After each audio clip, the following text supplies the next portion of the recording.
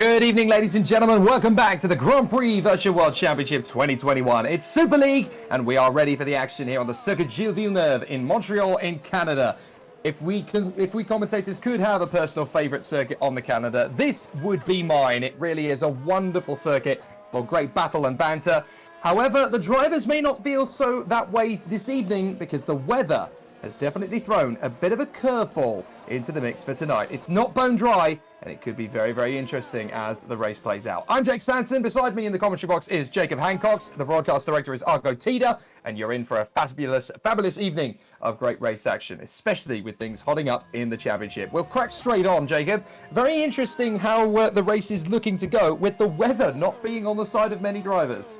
Yeah, absolutely. That's definitely going to be something that a lot of people are going to be very crestfallen about when they got onto the server and realized just how wet it was. It does seem like it's drying up actually as this practice session goes on. So hopefully for those who aren't a fan of the wet weather, they might be getting back to dry conditions by the time we get into the race.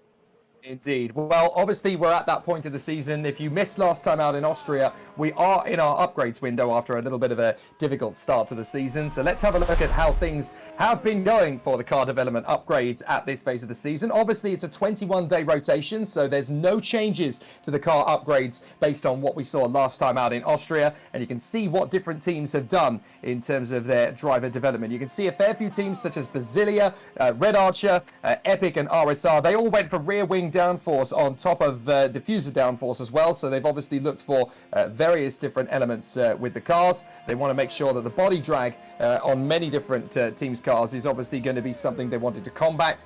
Chassis mass upgrades for Adonis, for Ghost Speed, for Green Stripes, for MDR and for GSR by VBM, so a lot of interesting developments from them. And component mass, obviously they're wanting to try and improve the overall balance of the cars for various different teams in the mix. And what this tells us, I guess, essentially, Jacob, is that a lot of teams perhaps potentially may have seen the Canadian Grand Prix coming up on a schedule and tried to adapt the cars accordingly. Yeah, for sure. There's definitely going to be some aspects of these that were driven both towards Austria last week and then towards Canada here this week as well, or I should say 2 weeks ago for Austria. But yes, I mean, particularly obviously body drag, that's going to be something that helps a lot down the very, very long back straights we have, and also the shorter straights that there are a couple more of as well around the circuit. Lots of just really high speed bits where you really don't want that drag affecting the car too much. And of course, stuff like chassis mass, component mass. The thing about mass related upgrades is they're basically going to help you everywhere. They're kind of an all-round upgrade in that regard, so there's not really a single circuit where you don't want to have lighter components and a lighter chassis. Absolutely. We talk about cars, but we obviously need to focus very much on engines as well, because that is obviously a very significant factor within 2021 Super League. So let's have a look at how the engine upgrades have stacked for the first time. Obviously, in the same way with car development, you've got to take into account that this is only the first of the engine upgrades for the 2021 season. There was a slight pause to proceedings in terms of the upgrades. So if we have a look now at the engine upgrades and how they differ from the car development, you can obviously see how the different engine manufacturers have been trying to put development into their units coming into the season. You've obviously got Reventon, Quasar, Minotaur and Valiant. Interesting how the Valiant team, the Valiant engine, I should say, with their main team, GSR VBM, they've looked at engine power as their main focus. Quasar and Minotaur both going for boost, and then mass is the biggest factor within Reventon. Again, this kind of tells us a little bit, I guess, that your Adonises and your Valiants are looking for a little bit more revolution within the engines, whereas Quasar and Minotaur went for a very simple evolution of what they already had. Yeah, for sure. And I really want to talk about Reventon here in particular, because the Reventon teams were the ones that went for chassis mass as their initial car upgrades as well. And a couple of those Reventon teams, including Adonis, the sort of team leader for that engine, they also went for component mass on top of it. So they have three different genres of upgrade, if you will, that they've gone for so far. They are all mass related. And that really is sort of the name of the game for Adonis and for the Reventon family, more broadly speaking. So obviously we come into the weekend knowing that there's been a fair few changes. We obviously still have the Adonis factor. They now have two drivers well seated back in their cars again. Eros Mashuli is now joined in the team by Sandeep Singh, which is actually a very sensible choice for the team to kind of continue their quest for the season. And a safe pair of hands is actually a really good option at this point, because you've obviously got a little bit of an unsettlement within that team, which is now very much prolific.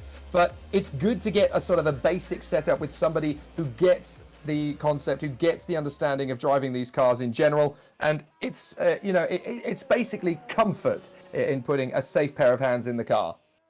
Yeah, absolutely. And Sandeep is a driver I watched in Superleague Lights at this very circuit just a couple of days ago. He managed a podium in that race. He qualified down in 8th or 9th, which he was a little bit disappointed by when we spoke to him after the race. But the race itself, his performance in that race was very, very impressive. So a circuit that he seems to get on well with. So if there's ever a race to bring him in at, if you are Adonis, then this has got to be that one.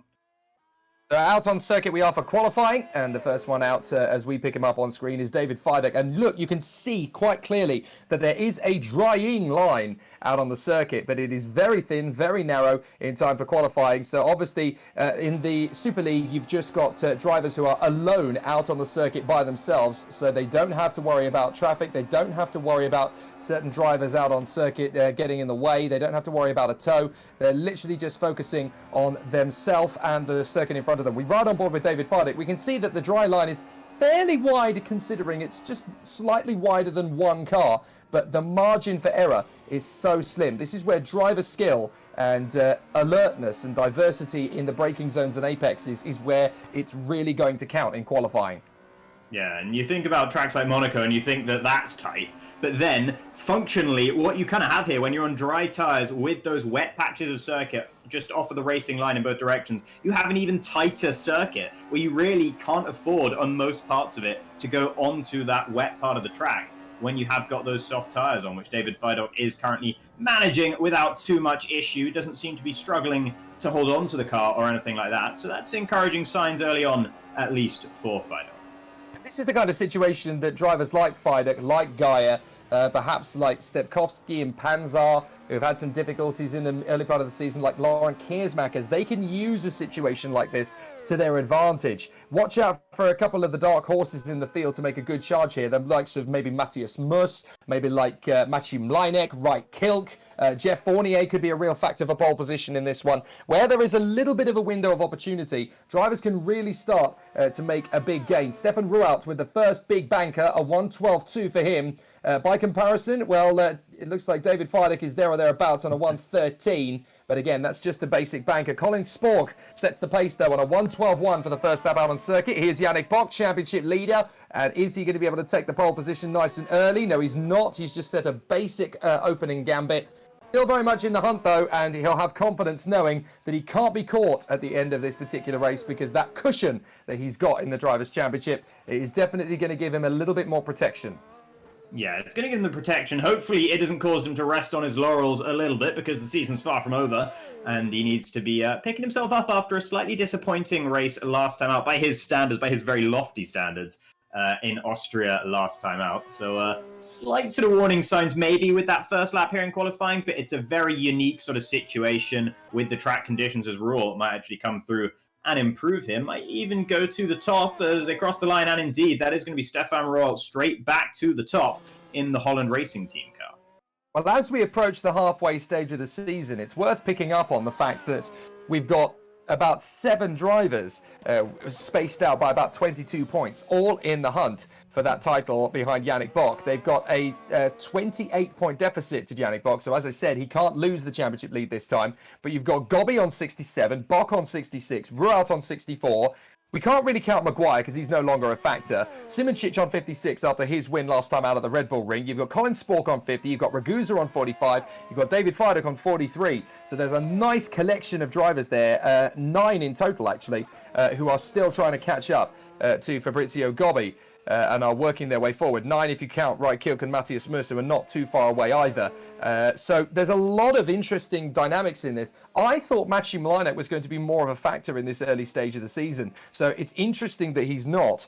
But you've got so many drivers trying to quest after these points, Jacob. This is where the drivers could actually hamper themselves if they don't turn their attentions to Yannick.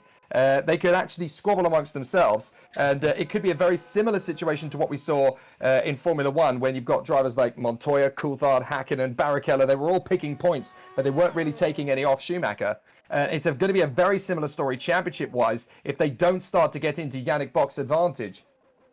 Yeah, I mean, that's certainly true. If they start to play those sorts of games and start to drive too tactically, Sorry, Jacob. Matchim Linek going straight into the wall on the exit there. The World of Champions claims its first big victim, and that really has hampered Matchim Linek's lap there, losing a second in the final corner. And we might see that quite a lot over the course of quali. Yeah, and I wonder how the car's doing as well there for the pole. That is currently sitting in P8, but so it was a promising start to qualifying, but that will have definitely put a bit of a dampener on things. Interesting to note as well, actually, we have a Holland Racing Team 1-2 for the time being. Laurent Keersmakers is actually at the top by a comfortable margin, almost 0.3 of a second to his teammate Roel. And then there's a further 1/10.5 down to Leon Bock, who's the next fastest non-Holland Racing Team car. And I looked at the development. What Holland Racing Team have done is much the same as what several other teams have done. So it seems that both drivers are really well suited for these conditions at this circuit right now. Here's Jeff Fournier, and he's another driver who we could keep an eye on and have plenty of action from. Colin Spork is currently going through the first couple of laps under these conditions and trying to get himself within half a second. It's currently Keersmakers and Rout, as you mentioned, Jacob. Jeff Fournier on a reasonable lap. This could put him up into the top 10. A nice clean exit. That's what you want. And over the line, can Fournier break into the top 10? The answer is yes, just 10th position. That's as close as it gets. Colin Spork is trying to break into the top 6. He manages it with pole position so far. A 1:11.427, just a whisker quicker than Keersmakers. And that's a very positive start for the Edge Esports team.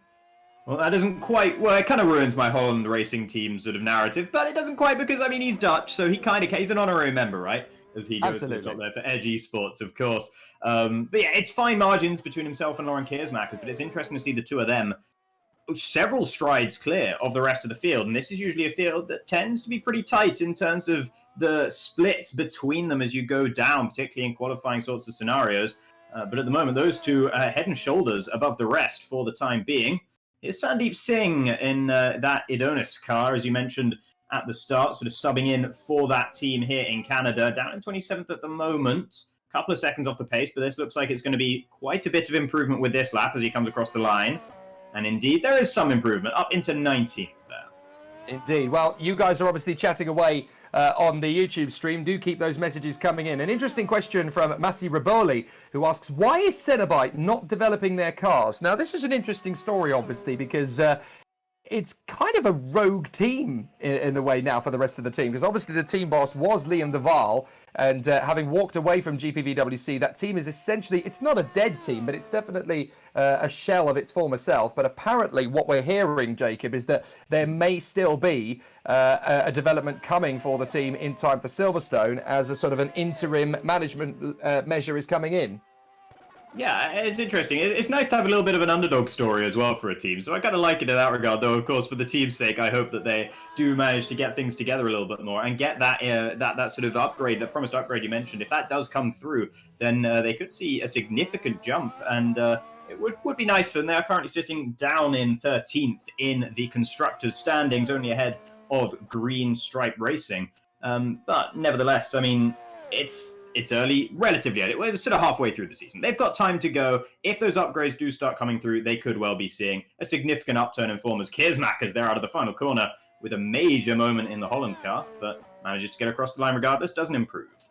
And that's probably why. So he's there still in 4th position. Ragusa going well, though. He's brought his car up into 2nd place for GSR by VBM. So their upgrades that we saw for the first time in Red Bull Ring still proving to be the right call for Montreal. Here's Pascal Schmidt in the Cenobite. Can he break into the top 10? Yes, he can. 8th position. Now, that is a good launch forward. He's actually displaced Yannick Bock, the championship leader. So Pascal Schmidt definitely doing a good job. He's just dropped that back down to 9th position as a result of some improvements from others in the field. There's Thomas Bach, a man who could have had so much more last time out at the Red Bull Ring. He'll be really hoping that this time he gets a much better crack at the whip. And a chance for the pole position, still very much in the hunt for him. He needs to find a few more tenths. Our inset, we're looking at Jurnic Simoncic, the winner last time out. This could be a bit of a catalyst for Simoncic. Winning at the Red Bull Ring in the fashion he did, you could see the desperation, you could see the urgency of him really wanting to get that victory done for the season. Is that the turning point now, do we think, for Jurnic? Are we going to see a much stronger side to him? Well, I initially, at the beginning of this qualifying session, I really thought that that was going to be the direction this was going in, because Simoncic, in the opening exchange, in the first couple of laps that everyone did, Simoncic was second and then third. Now, there's been a lot of track improvement, and Simoncic hasn't necessarily been able to improve with it. We'll see whether that's going to change, though. He's about to cross the line, and it changes in a pretty major way as he finds himself back up into third. So, yeah, I think that puts a nice sort of answer to your question there. Simoncic definitely right up there, dropped down to fourth. Now, I think that was Gobby that just moved ahead. But nevertheless, Simoncic well within that area that he needs to be if he wants to sort of continue the momentum he started to develop. Yeah, this is a big moment for the VBM team. They're Carson third and fourth as Colin Spork sets the pace. He gets into a 1:11.1, so Spork takes back provisional pole. We're going to see a lot of changes like this as the track starts to dry out. So don't expect Colin Spork's time to be the pole time. There still could be quite a few changes. Yannick Bock is currently only 10th in the evolution, but I think there's still plenty of opportunities in the remaining 3.5 minutes or so for him to move back forward. Colin Spork currently in first place. Rualt is pit bound, as is Leon Bock. They're just waiting to get their last run at the pole position. And this is the thing, when you don't have traffic to worry about, when it's just you, the circuit, and the open road, you really can push it. I love this new format for Super League for 2021. I think it really does put the onus on the driver doing the great laps and making the mistakes if they do make them, rather than having to worry about traffic. Yannick Bock pits in from P10. So yet again, this could be a very awkward race for Yannick Bock. Ever since the upgrade window, the evolution just doesn't seem to have the same pace for Yannick, but it does have good pace for Leon. For the second time in a row, Leon is quicker than Yannick. Yeah, and what that could be is it could be one driver finding a way to exploit those upgrades, understanding what the upgrades are bringing to the car and being able to drive around that fact.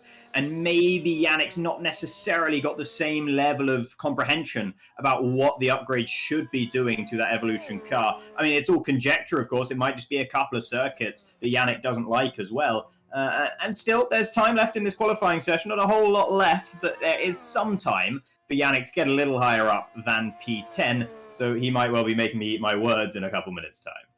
So on the inset, you can see Kiersmakers. Fidek is making personal improvements in the first and second sectors. He does not want to be as low down as 27th. Getting that final chicane right in these conditions is very tricky. That's where a lot of drivers are actually losing their core time. Fidek across the line, 19th, not bad. It's a 1:11.6 for Fidek. Sorry, a 1:11.9, I should say, for him. So yeah,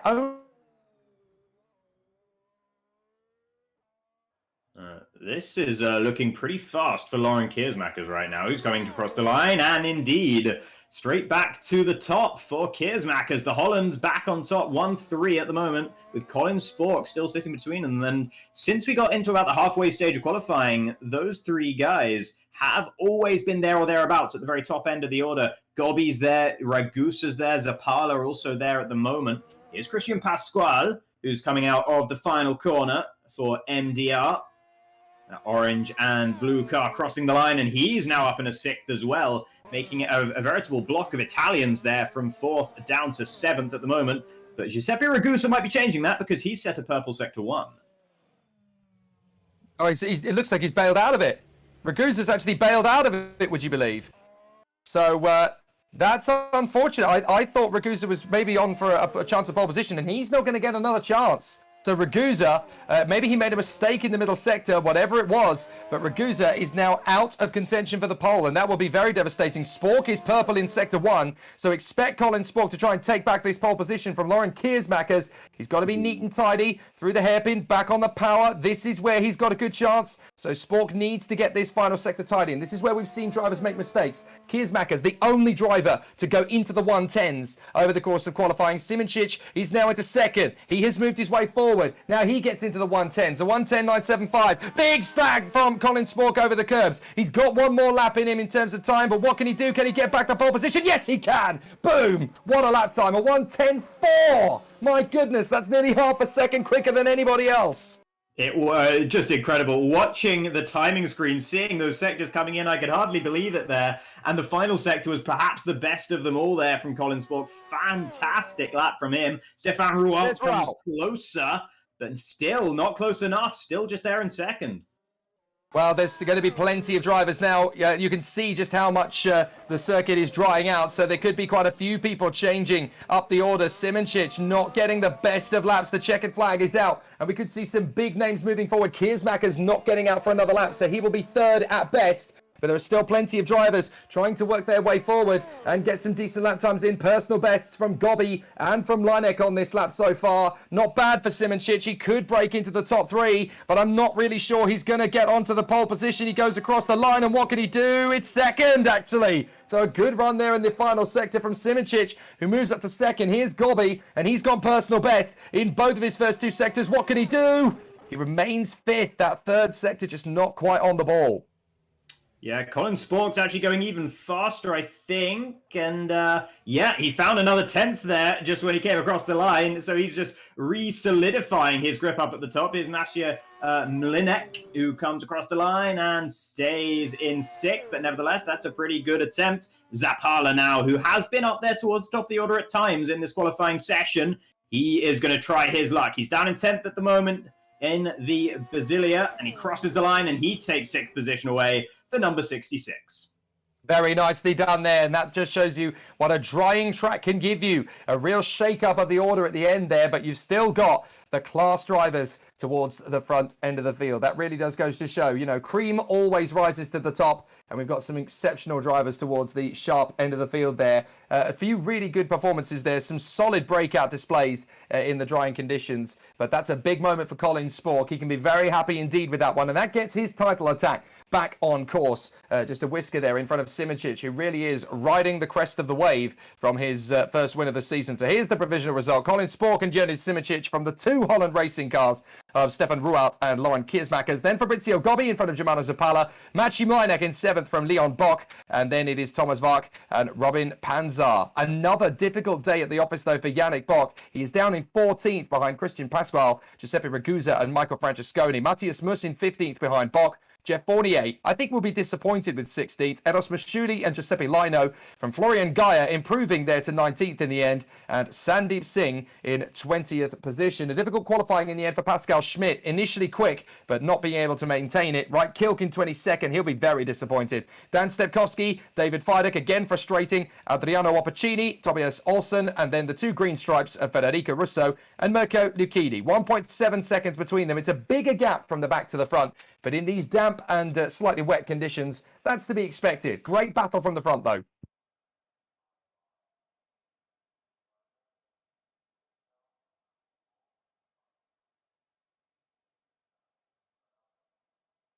So Colin Spork looking very strong at the sharp end of the field. Jonas Simoncic in 2nd, and you can see the gap between them in the end was half a second in the top 5.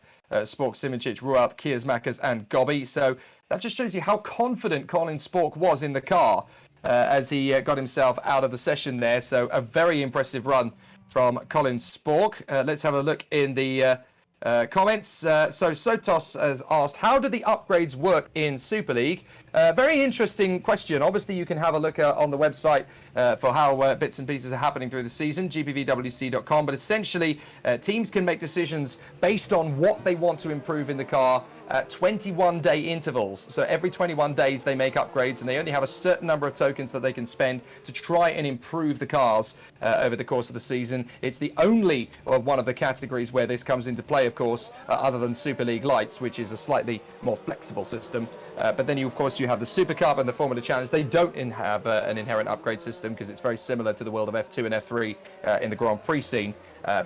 In the upgrade system, it works very much depending on what direction the team want to make in terms of development. And very interesting to see how the teams go about it. You'll probably see, certainly after what we've managed to observe in the first couple of races of the season, the pendulum will swing a couple of times in the favour of different teams through the first part of the season. So it was very, very fascinating indeed to have a look. In fact, to highlight the point, let's have a look at what has been going on in the championship calendar so far. We're obviously here for the 6th race. Sorry, my apologies. The 7th race of the season. They are really ticking on, aren't they? The 7th race of the season tonight. So it's obviously going to be a very interesting one to see how the drivers will get on. Obviously, the start of the season was a very interesting one because we had a very different makeup of drivers in that. We saw Liam Duval taking the victory at the first part of the season. Yannick Bock obviously getting the first of his 3 wins so far this season in Bahrain. And then Stefan Ruat for the Holland Racing Team picking up the pieces in China. Then India and Azerbaijan, we saw Yannick Bock build on his title advantage. Last time out in Red Bull Ring, the first race after the upgrades window opened, we got to see him at the sharp end. And it looks as though the Evolution team, they still have a reasonable car, but it's certainly not the fastest anymore. And that's going to be very interesting today as the track starts to dry out, Jacob. I wonder how the strategy is going to play out. Yeah, well, I mean, exactly. That's the thing about maybe we have a wet, dry race. If the rain starts to come down again, then that's always going to be a possibility. And then I just love those races. When it comes to strategy of those races, there's so many different variables that you can think of. Thinking back to the Superleague Lights race from a couple of days ago, they were the soft tires, the medium tires. There wasn't a huge gulf between those two compounds in general. People were running them for similar sort of stint lengths, around sort of 20 laps is when you started to expect to see people pitting there, and we may well see something similar. That was a 2-stop on that occasion for pretty much everyone in the field, unless they picked up some damage. No one managed to pull off the 1-stop, so it wouldn't surprise me if we're going to see a similar sort of idea coming through here as well. Well, keep those dates in your diary. You can see them all there. In fact, if you're watching along on the YouTube stream, as we know you are, then you can obviously like, subscribe, hit the notification bell as well. You get a little ping in your YouTube inbox to let you know when I'll try and get my worms out. GPVWC is going to be going live, because obviously you get 4 races over the course of 2 weeks, or 4 race events, I should say. You get the Academy, you get the Formula Challenge, and then you also get the Super Cup over the course of the 2-week period. And then on the second week, you get Super League Lights on the Tuesday and Super League on the Thursday. My goodness, is it Thursday already? The drivers battling away on the warm-up session. And again, this will be just drivers trying to dial in the cars a little bit more, try and get a little bit more of a feel for the circuit, especially as it dries out. It's going to be interesting to note that everybody, of course, going for dry tyres, because there is enough dry circuit available to them that they will obviously be faster if they stay on the racing line. And these guys are all very closely matched, so it could be very, very interesting to see who gets the best of it. The biggest factor here, Jacob, is when drivers start to pull out of the dry line to make overtakes, to try and make progress through the field. That's when you're going to get some real brave maneuvers out there.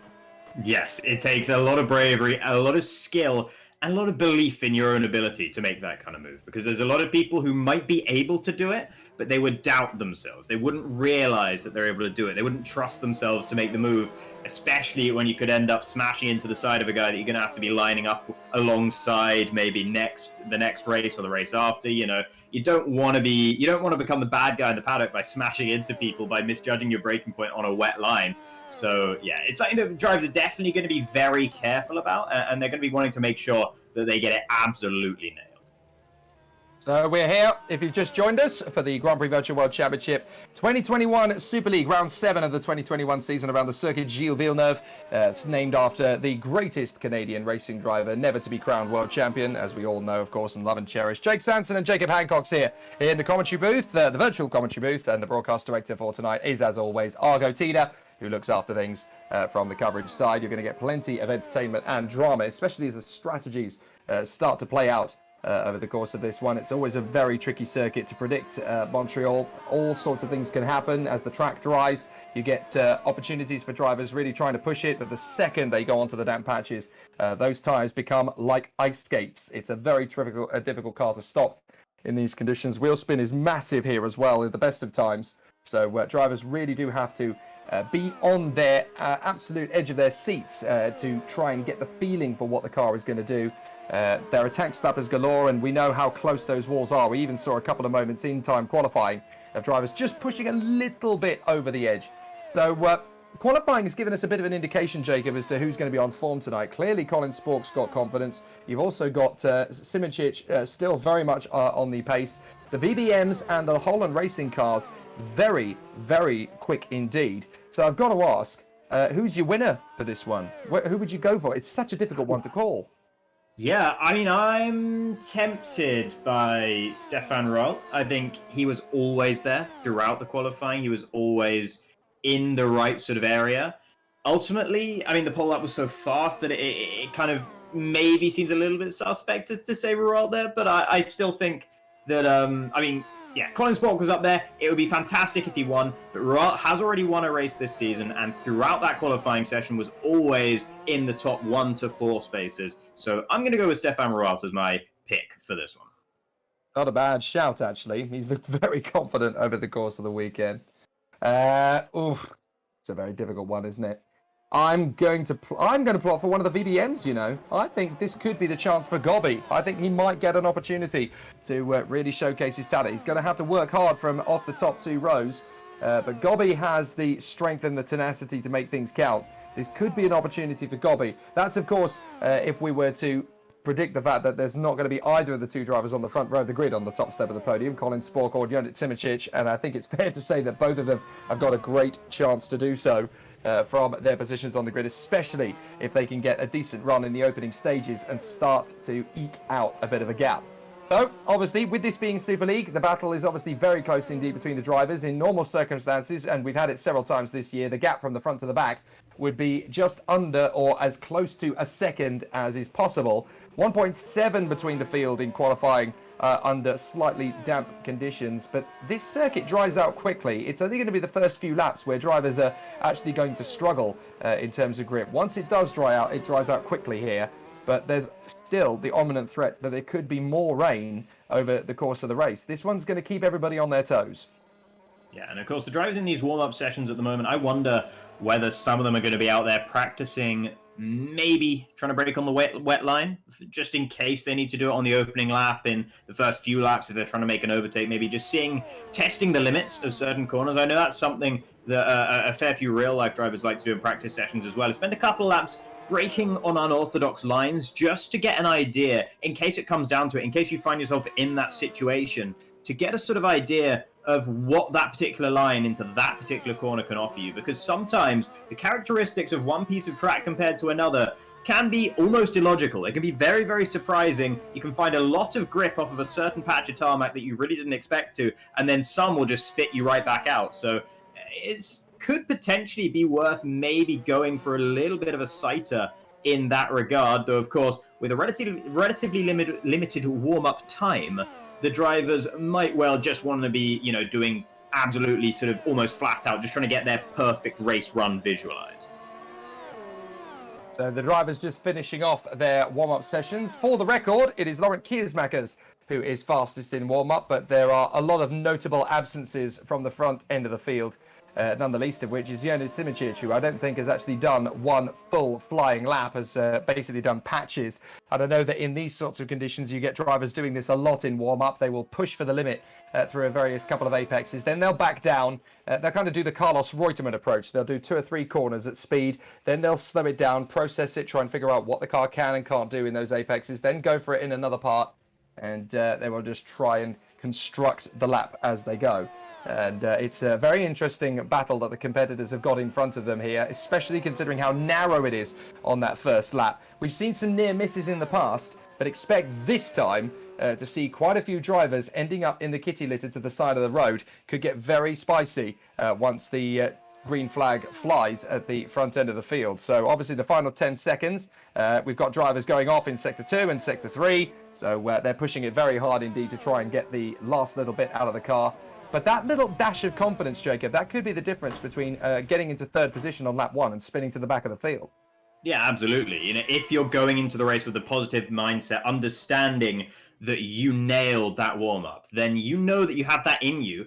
And even if things go wrong on the first couple of laps, you think, but I did this in warm-up. I know that I can do better than this. And maybe then you can use that to refocus your mind and, develop yourself back into the driver that you were in warm-up, and then find sort of some positive aspects out of that. Now, there are some very interesting race strategies coming into this one by the look of it. On mediums, we've got Adriano Opporcini, we've got Christian Pasquale, we've got Erasmus Schuli, we've also got Giuseppe Lino and Michael Francesconi.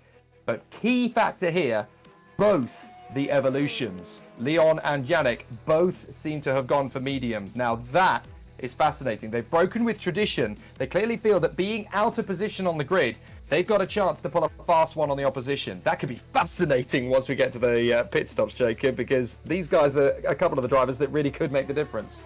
Yeah, no, absolutely. And that is something that you often consider doing. It makes a lot of sense to consider going in a different direction when you find yourself with a lackluster qualifying, when you think, I'm not where I should be. How can you get yourself to where you should be? Well, evidently, on soft tires, as it was in qualifying, you weren't necessarily up where you'd like to be. So maybe you try and do something different. If you can't beat them playing the same game as everyone else, try to play a slightly different variant of the game, and then maybe you can make that work out for you instead. And of course, by going in that different direction, what that does to the opposition, Jacob, is that the opponents will now be second-guessing their decisions, because obviously, well, these guys are leading the championship. They've gone in a completely different direction to us. Did we get it right? You know, you create doubt within the opponents.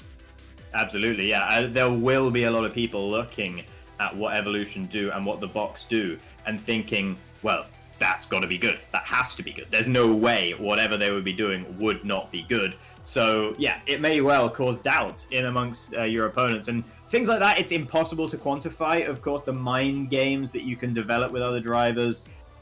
But people wouldn't do them so much. They didn't have at least some effect.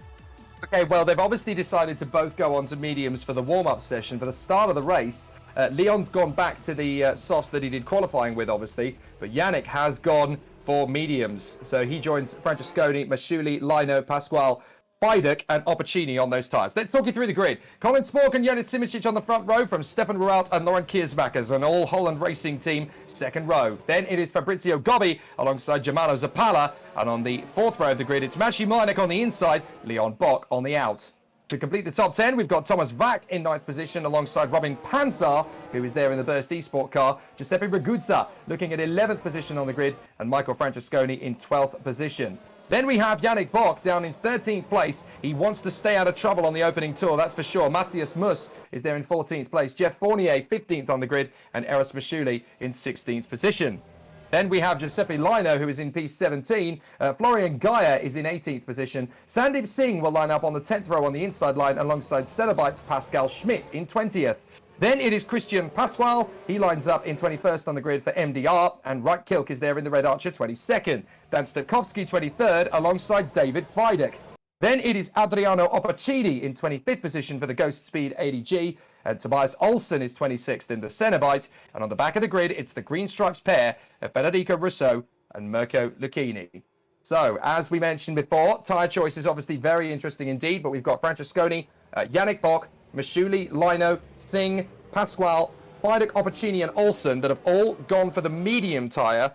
For a moment there, the timing screen told us that there were a few drivers on intermediates, but they are not. They are all on dry tyres. So this is going to be a fascinating start, Jacob. Yeah, absolutely. Everyone, the top 11, all on those soft tyres then. And Francesconi actually being the leader of the cars on the mediums. Yannick Bock will certainly feel that he has more pace over a race distance than the likes of Michael Francesconi. And he can't afford, if he's correct, he can't afford to get stuck behind Francesconi and be driving to his pace in the opening few laps.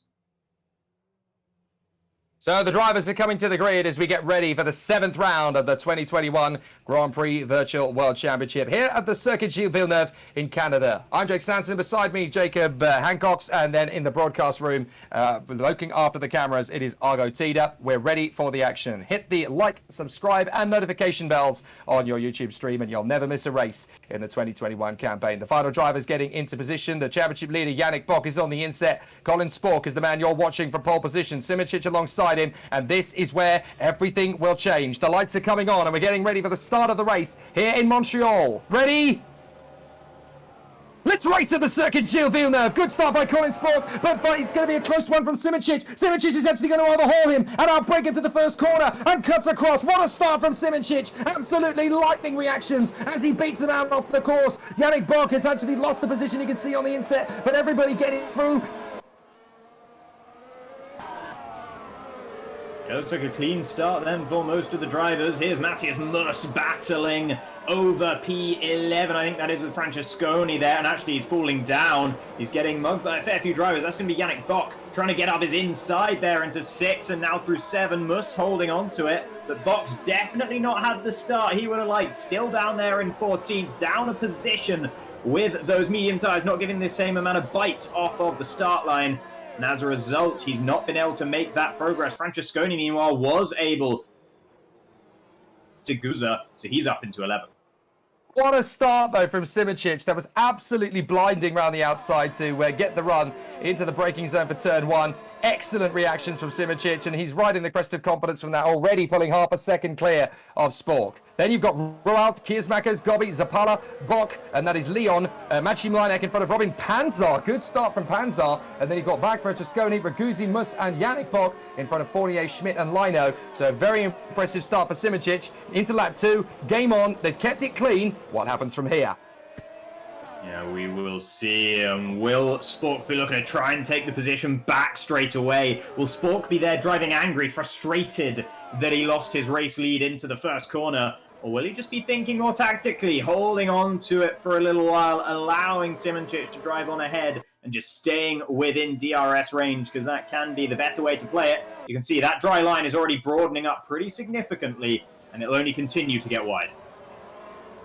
Simičić from Spork, Rualt, Kiersmakers, Gobby, Zapala, Leon Bok, and Maciej Mlinek. And they're still very tight from 3rd down to 8th, so it's still early days, of course. But look at Colin Spork, he's really starting to cough exhaust fumes from Simičić's car. He's getting very close indeed. He may even want to make the overtake into the chicane here if there is enough dry line to do it. You've got to remember that this is going to be a bold move. He's got him lined up, and he is going to try and get alongside Simičić, trying to squeeze him onto the wet line. They both turn in together. Neither driver conceding, and Spork gets it. What brilliant bravery from Colin Spork to keep his foot planted, and he takes the lead of the race. That is absolutely fantastic stuff, and you can see Simičić going for a wet line of his own into turn 1, but he couldn't brake as late as Spork, and Spork holding on to the lead. Fantastic counter punch there from the Dutchman to maintain his first position that he had on the grid. 2 Holland cars also might have thought that they could maybe get involved in that, but they weren't quite close enough to do so. Further down, here's Leon Bok, still running around in 7th for the time being, hasn't made much progress from where he started.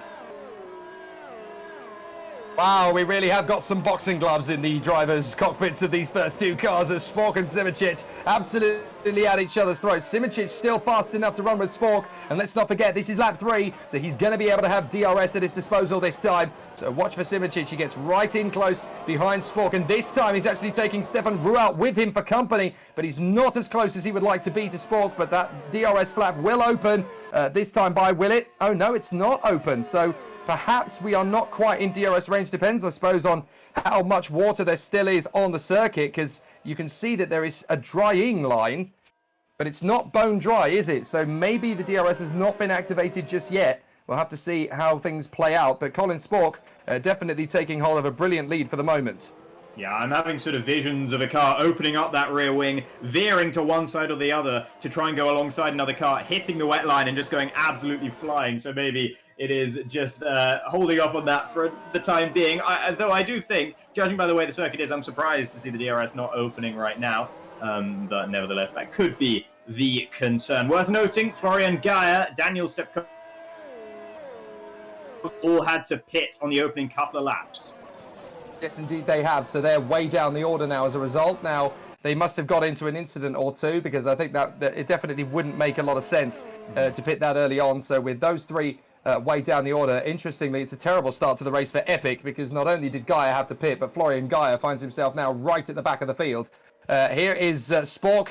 Simičić closing down on him. Let's have a look and see what happens on this lap. Yep, still no DRS flaps open. So obviously they are still taking it in their stride and just trying to hold on to the car as they come down to the braking zone. No change really between the 2. Look how high the car bounces as it comes through those curbs. You've really got to attack the curb in these damp conditions. In the dry, you can have... Oh, spin, that's Fournier. Fournier spins, and he's tagged there with a couple of other drivers as Olsen tries to come into the pits. And goodness me, he almost went straight into Fournier. That's going to need a replay from a couple of different angles. Yeah, there's a lot of cars that were involved in whatever nonsense just went on there. And I tell you what, apparently it has started to rain again at the circuit Gilles Villeneuve. That might be why Olsen was in the pits. Indeed, it's the green-walled intermediate tyres for the Swede in the Cenobite car. And will Fournier be doing the same thing as well? Yes, so both of them onto intermediate tyres. Well, let's have a look back at what happened there with Fournier as we expect several drivers to come into the pits now to change for intermediates now that the rain has started. So this is Fournier. He's making the move there on, I think that's right, Kilk, and he loses it. Just completely loses it under braking as he catches the wet patch. And then you've got the likes of, that's the other Cenobite. That must be Pascal Schmidt trying to take avoiding action as he was dueling there with right Kilk. Let's look again from Fournier. Look, he doesn't hit anybody. He just loses the car on his own into the braking zone, tries to hold it on the inside line, and the car is already swapping ends. I think it's the moment he hits the white line, maybe, with those rear tyres while he's braking, and that's when it seems to get away from him there. And sometimes that can be a little bit, just that little bit slicker in the wet conditions, those painted lines. And there, look at this. Look how close that was. Olsen with some very heads-up driving, to be honest, to get through that. That could have been both their races ending right there if Olsen had made contact at that point. And look, you've got Sport pulling away a little bit now from Simoncic. The gap's opened up, but you've got drivers coming in. Well, only 2 of them so far have actually come in for intermediates. Everybody else has stayed out. Now, I wonder if that's the team principals essentially saying, look, we don't know how heavy this rain is going to be. It's obviously a little bit wet, but we don't think it's going to stay. So just stay out a little bit longer and see what the conditions do. We've got to keep an eye on lap times for Fournier and Olsen, because if they start to massively improve in the mid and second sectors, then that's where we're really going to see whether the intermediate is the right call. The second sectors weren't really setting the world alight there for the intermediate runners. The final sectors are, or is fast at least for Geoffrey Fournier, but he's back into the pit lane, I think. Yeah, Fournier straight back into the pit, and I wonder what that could be about. Is that some sort of penalty, maybe, that the Basileas had to serve there? He's changing. He's gone back onto softs. He's gone onto softs again, Fournier. So they've clearly decided, you know what, the intermediate was the wrong call. Well, it must have stopped raining then. That's the only possible explanation here. Tobias Olsen is now the only one on the circuit on intermediate tyres. Meanwhile, here's Moose and Pasquale. And Pasquale's going to get around the outside there into the final corner. Moose not with that bravery on the wet line. And it's going to be wetter than it was a few laps ago when we saw Spork making use of it as well. So I think that's probably wise there from the German. So Spork and Simoncic, the gap between them now at 0.6 of a second. We're watching Leon Bock as he tries to close up on Germano Zappala. And obviously Zappala's got Gobby to deal with up in front of him. Behind Leon Bock, we obviously have Maciej Mlinek, who is trying to work his way forward as well. So some very entertaining battles thus far as they go under the bridge into the braking zone. Right, hold the car on the curb. Left, use a little bit more curb to steady the car and then onto that main straight. Now a little bit further back, we've got this terrific squabble. Matthias Mus is having a crack at Christian Pasquale. Let's see if he gets through it. No, he has to bail out. Look, he lost ground there and bailed out quite early on because he realised that because of that little spattering of rain, offline is now even more treacherous than it was before. So you can't quite afford to make the gamble, where on lap 2 or 3, they probably would have been able to, but that tiny little sprinkling of rain has basically set back drying out the circuit by another 5-10 laps. Yeah, and that's the second overtaking opportunity that Moose has had to back out of there. The Red Archer driver is going to be seeing red if that happens one too many more times, because, yeah, this time doesn't even bother to pull out alongside Pasquale there, just breaks earlier into the final chicane. So with a bit of a mistake behind there. Not sure exactly who that was. That might have been Sandeep Singh there in 18th in the Adonis. Seemed to get away with it, though, so no harm done. So Ragusa's now putting pressure on Michael Francesconi as they come through up towards the S's once again. Panzar and Bock are right in behind. Yet another race at the moment where Yannick Bock is conspicuous by its absence. So interesting on the comments there. We can see a few people saying going to the Inters, not the smartest move. And David Yunt saying, no, Jeff, that wasn't going to work. So very interesting how people could see. Obviously, you can't see much really in terms of when you're in the car. Oh, yellow in Sector 1. So somebody's had a... Yeah, not sure who that is there in Sector 1. Seems like they've been able to get going again without too much issue. Tobias Olsen has decided to swallow that particular bullet, and he's decided that actually staying out on intermediates, not the way to go. He's back out on mediums, and he now finds himself, I believe, a lap down on the rest of the field. So that's going to really hamper his race going forward. Here comes Moose now, and he might have been able to force his way onto the dry line, and yet still he cannot find his way past Pasquale. Great defensive driving from the Italian in the MDR there. And Mus is going to be getting so frustrated. We've got a green stripe on the run. That's Lucchini, I think, trying to have a go at Singh to the inside line. What a move! Nicely handled there as he gets in there. And that was shut down. Fidek was trying to get the move there on Opportuni as a way through, but he couldn't quite make it stick. So a bit of a shutdown there from David Fidek. Adriano Opporuni managing to hold on to that 19th place in the Ghost Speed. It's not just about the front runners. The midfielders give us plenty of drama and entertainment too. As Fidek tries again. Left. Get a little bit of power right. You don't want to get too much wheel spin off that part of the course. Otherwise, you are going on a one-way trip to the wall. And here's Fidek again as he hustles in behind Opporuni. Braking zone. Don't let the car travel too far. Plenty of curb being utilized in these damp conditions. And that really does unsettle the car to a certain extent. I think Tobias Olsen now may actually be out of the race after the difficulties on the opening couple of laps. So Olsen, we had a Sector 1 yellow flag. And I think he's now actually in the pits and out of the race. So it might well have been Olsen that retired there and brought out the yellows in Sector 1. So an unfortunate strategy call for Tobias Olsen, and it bites back in the worst possible way. Yeah, but if you're driving for Cenobite here, you're thinking if there's a chance, if there's the slightest hint of pulling off some strategy masterstroke, you try it, right? You go for it because you're not getting a whole lot else otherwise. So I respect the call there from Tobias Olsen. Unfortunately, it didn't work out for him, and it is a shame. I would like to see him stick with it because you don't know if the rain could come back, and you never know, but he was going to be a lap down, and races tend to be pretty much unrecoverable from that stage, so I don't blame him too much, and maybe the car had some damage or something like that as well. Right, Kilk has actually pitted about a lap ago. He pitted from softs to softs, though. I'm not really sure if that was a scheduled pit stop. It's very, very early indeed if it was. I wonder if he got damage to his Red Archer. Yeah, because you've got the top pack is basically all the way down to Federico Russo in 21st. We've had pit stops for Kilk, Stepkowski, Gaia, Lino, Fournier and Mashuli. And they are the ones down at the back end of the field as a result of their trips to the pit lane. We look again as down to the straight towards us. That is Stefan Rualt trying to get closer to Jedid Simicic. In the rather dark conditions here, the car almost looks red as they come through. But obviously you can see that the orange colours of the national sporting colours of Holland running very well there in the capable hands of Stefan Rualt. Again, plenty of curb utilised. You wouldn't be pushing that far over the rumble strips on the curbs there, and if it was dry conditions. You've got to use those curbs in these conditions though, because the car essentially needs to be dragged through each apex when the car wants to drift further off the apex. Just a little bit of damp contact patch on the tyre, and it wants to get away. So you have to use the curb essentially as an aid to the steering wheel. You really do have to work hard. Now that's interesting from Simicic, just watching him as he came through there. He actually came off the racing line to go onto the wet. So as you were saying before, Jacob, the drivers now who have got confidence in the car know what they're doing. They're trying to extend the dry patch. They're trying to aid the circuit in drying out. Look, you've got these guys down the straight where they've got speed. They don't have to worry too much about wheel spin, but they're just trying to give themselves a little bit more dry track to play with. That could well be what he's going for. It could also be potentially issues with tyre heating as well. Might be looking to cool down the surface temperatures perhaps. But yeah, I mean, it could well be the case in all honesty, because Simicic is still there, still behind Spork. Might be feeling like if this was a fully dry track, he could have a go at the race leader, but he's not been able to do it so far.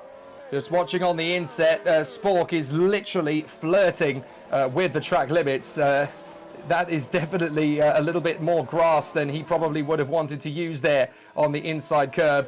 I mean, as a very wise philosopher once said, there's a fine line between crazy and stupid, and he was tap dancing on it there. So that was very, very close indeed for Spork. He didn't want to be messing around with that grass patch. Now, this is just outside the points. It could well become points later. Christian Pasquale and Mirko Lucchini. I'm very impressed with Lucchini at the start of this one. Obviously, we know that the Green Stripes car is not the most efficient out there on the course, and certainly has a little bit of a backwards run in terms of development compared to some of the other teams out there. Yellow in Sector 3, that could be worth picking up on, because that's where the leaders are. I'm not sure what happened there, maybe just a gentle spin or something along the lines of. But certainly Mirko Lucchini starting the race in good stead at the moment, and starting to challenge for those final couple of places in the points. Stefan, oh, there's a car spun off in front of us. A car spun off at the front there. as Stefan Ruat, we saw on the inset, had to take drastic action to avoid it. That's definitely worth a replay. Fabrizio Gobbi with the fastest lap time, but there's definitely an off in Sector 1. We've got, look, you can see damage to the rear wing of someone, and that looks like one of the Epics. I think it's Florian Gaia who's gone off. Yes, it is. Yeah. I think Gaia also caused the yellow in Sector 3 as well. He had a very slow Sector 3, and I think he might have DNF from the race now. He has mistake from Pasquale, and this could be the chance for Lucchini to get through. He can't quite gamble on it, so he has to bail out. But you can see now mistakes are starting to creep in as drivers are trying to find a little bit more dry part of the circuit. Let's have a look back at what happened to Flo Gaia and to put him out of the race, because this is not good for the German. Here he is. This is the initial problem. And again, the car just swaps ends. Bang! Bang into the wall. And he's obviously now got to try and motor around the whole circuit with the rear wing detached. And this is where the leaders are going to start to come through. We didn't quite get the end of that, but there was certainly a very big moment there as a bit of an avoidance from Stefan Rualt, who almost collected with the Epic on the inside line there. So having to take avoiding action, but just unfortunate for Flo Gaia. Once the back end steps out, there is no coming back. Here's Lucchini. Lucchini making his run on Pascal, and he's got plenty of overspeed onto the inside line. Now, can he stop the car? He's over the curbs again, and this is where Pascal can get him back. They're going to run very close together. Pascal to the first corner, but I think Lucchini has shut that down. Nice move. Yeah, well done there from Lucchini, who even gets a bit deep into turn 1 for good measure. Sort of outbraking himself a little bit there, and I was really thinking he was going to struggle to get it slowed down for that chicane. The car was not going in a straight line when he was braking on that wet patch down into that final chicane, but he managed to hold it well enough to make the move stick. So brave stuff from Lucchini. And, you know, points are the name of the game for Lucchini. Hasn't managed one thus far this season, and is currently just one position away from being in a point-paying position. And that's Matthias Muss, who's the next one up the road. Couple of seconds for Lucchini to close him down, but he has looked lively so far.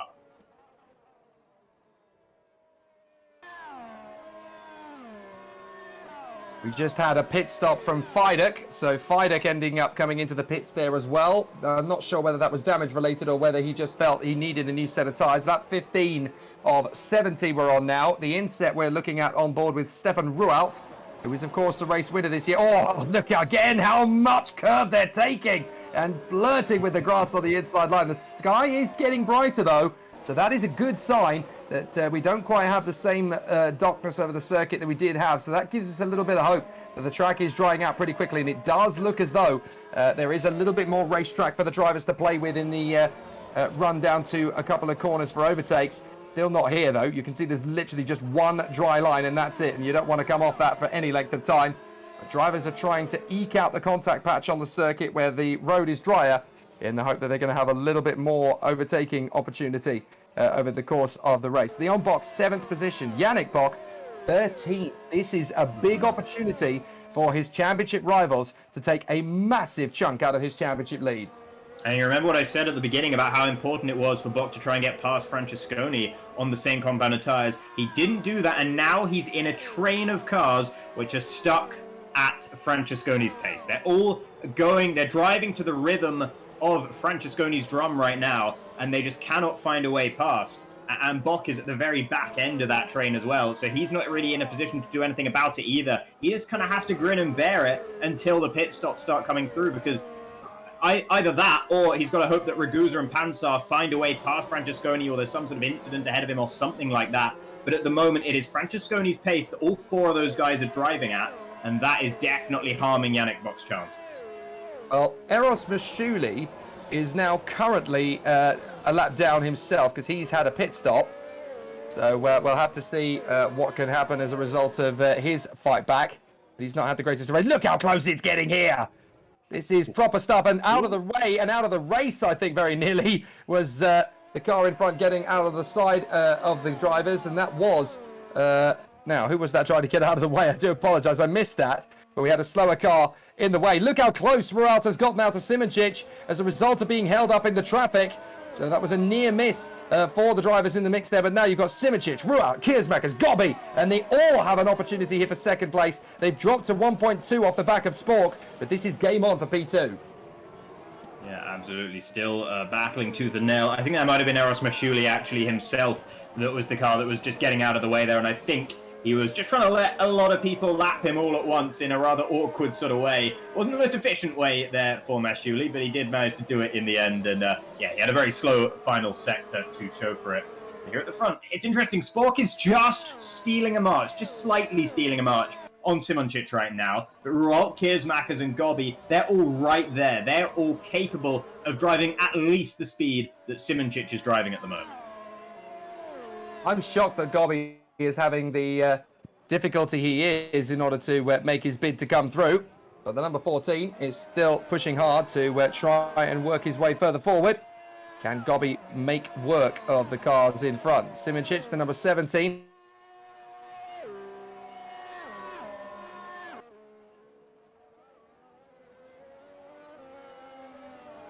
Here comes Stefan Rout, still very, very close up behind Jerne Simoncic. And there's been some damp conditions. There's been an opportunity to cool the car. But if you are stuck behind another car, like Rout is right now, for the whole race here in Canada, there's a lot of heavy braking zones. And brake wear and brake overheating can become a really significant factor once you get into the final stages of this race. So everyone who's been in this train, if they continue to be in this sort of situation, just pent up behind another car for the whole race, they are really going to have to be worried about conserving their brakes towards the end. Yeah, we've seen that several times this season, of course. Remember in Baku when we had that big brake failure for Jerne Simoncic. So it can strike over the course of a season. It can definitely strike over the course of a race like this one, where brakes are always a concern at Montreal. So the drivers have got to be very focused. They've got to be very, very aware of how quickly the car's brake discs will start to depreciate through the race, because it will give them barely any warning at all. Looking back behind this quartet of drivers chasing Spork, you've got Zabala still there in P6 in front of Bok, Mleinek, and Wack. So still a very interesting battle. Now, this is going to be quite a tough one for the Holland Racing team to manage, because obviously they've got two cars in the middle of this little freight train of 4. And do they go for the same strategy with 1 or 2 laps spaced out, or do they try and mix it up a little bit? Because this could end up being a one-stop race for most of them, but there is the potential for it to become a two-stopper, because obviously the tyres will not be technically in too difficult a window because of how damp it is out there. So the tyres could last a little longer than they would do normally in dry conditions. But you don't want to push them too hard, because when they go off here, you really do have absolutely no grip in various parts of the course. And again, just watching the drivers, watching Robin Panzar just attack those curbs with so much gusto. And he's lost it! He's lost it right in front of us! Oh, Robin Panzar, he just got one wheel on the wet patch, and the car swaps ends. What a shame for Robin Panzar. Yeah, not a hint of front wing remaining on that Burst Esports car. And he is going to have a long, lonely road back to the pit lane. There's Sandeep Singh navigating his way past Panzar there, but the Swede losing it in turn 6, as you mentioned. And that was just after he managed to get past Francesconi as well. Ruout pitting. So he's the first one to blink. Stefan Ruout decides to...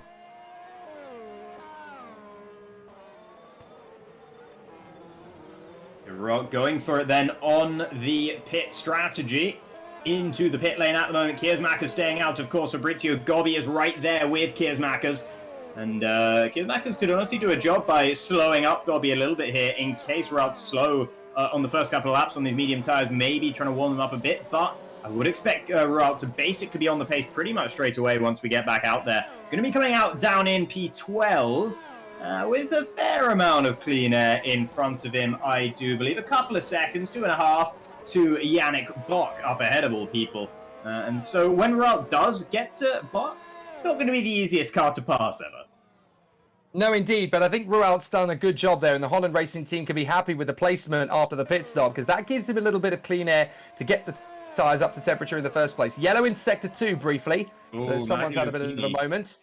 Yeah, I think he could be right. That would be a shame, because Lucchini has only just managed to get himself into the points as a result. And into the pits comes Simoncic. So Simoncic now makes the lunge. He's coming into the pit lane, as is Kiersmakers. So Simoncic and Kiersmakers responding to Ruout's pit stop. This is going to be crucial for Stefan Ruout. How's he done in his outlap? Now, I don't know about you, but Simoncic looked a bit edgy in terms of getting it slowed down before the pit lane. There's a couple of cars battling, and that's Yannick Bock actually getting past Francesconi, and here comes Rualt. Cheeky move there by Yannick Bock. Proof that he's still in this one to pick up as many points as possible. Let's have a look at Stefan Rualt. How's he going to get out onto the pits? Is it going to be Simoncic in front? Yes, it is! Simoncic is through, and Kiersmakers is not. So it's as they were. Simoncic still in front of Rualt and Kiersmakers. They had to respond quickly. Crucially, though, Simoncic has now put Bock and Francesconi between himself and all the racing team cars. That is crucial for Simoncic's chance for the victory. Yeah, the Slovenian will be delighted with that. A lovely two-car barrier, and one of them being Yannick Bock. So, you know, if you're going to have cars getting in other people's way and being able to hold people off, Yannick Bock going to be one of those guys, right? He's going to have the pace in clean air to keep the likes of Rualt and Kiersmakers at bay, at least for a little while. Spork has got plenty of time to make this pit stop, so he does. And he is the last one of the major players to come in. He doesn't have to panic too much about this. There is Simoncic in P7. Colin Spork should have enough time to make this one work with the lead intact. He had about a second on Simoncic before his pit stop. So through they come, and Spork will get out again. Leaves the pits. They're going to be side by side, but of course Simoncic still has to negotiate turns 1, 2, and 3. Spork does not, so he should be able to get out in front of Simoncic. It's going to be close, actually. Ooh. Very close indeed. Simoncic has got him. Simoncic has got him. Oh my goodness, he's managed to beat Spork out of the pit. Simoncic is the net leader. Fantastic stuff then from Jurnej Simoncic. Able to pull the wool over Colin Spork's eyes for the second time this race. He's got one over on the Edge Esports driver. These guys have been back and forth since lap 1. They cooled off the battle for about a 20-lap period, but it's well and truly re-engaged now, with Jurnej Simoncic being the leader of the two once more. Interesting note from Liam Duval. Colin went into the pits so calmly compared to Jurnej, and maybe that cost him the position as Simon Frelick picks up on it. So very interesting that just a little bit more relaxed and laid back. He needed to be just a fraction of a second more aggressive in the pit lane entry, as it were. But Simoncic now in front of Spork. Now we're going to see an interesting duel between these two, because they are matched in terms of pace. Spork managed to get Simoncic before the end of the second lap. So this could be very interesting. Oh, Simoncic and Spork absolutely assaulting the curves as they come through at the end of the lap there. So this is going to be mighty. Spork is looking like he's got a good run on Simoncic on a lap fresher tyres. So expect some fireworks now between these two. Yeah, and of the leading pack, Gobby is the last one to pit. And it looks like he's actually battling maybe with Kiersmakers on the pit exit, not entirely sure. I think Gobby might have actually been able to get Kiersmakers there. So pulling an overcut then by a couple of laps on the Belgian has allowed Gobby to be able to gain that place and move him up to what will become a de facto P4 in this race.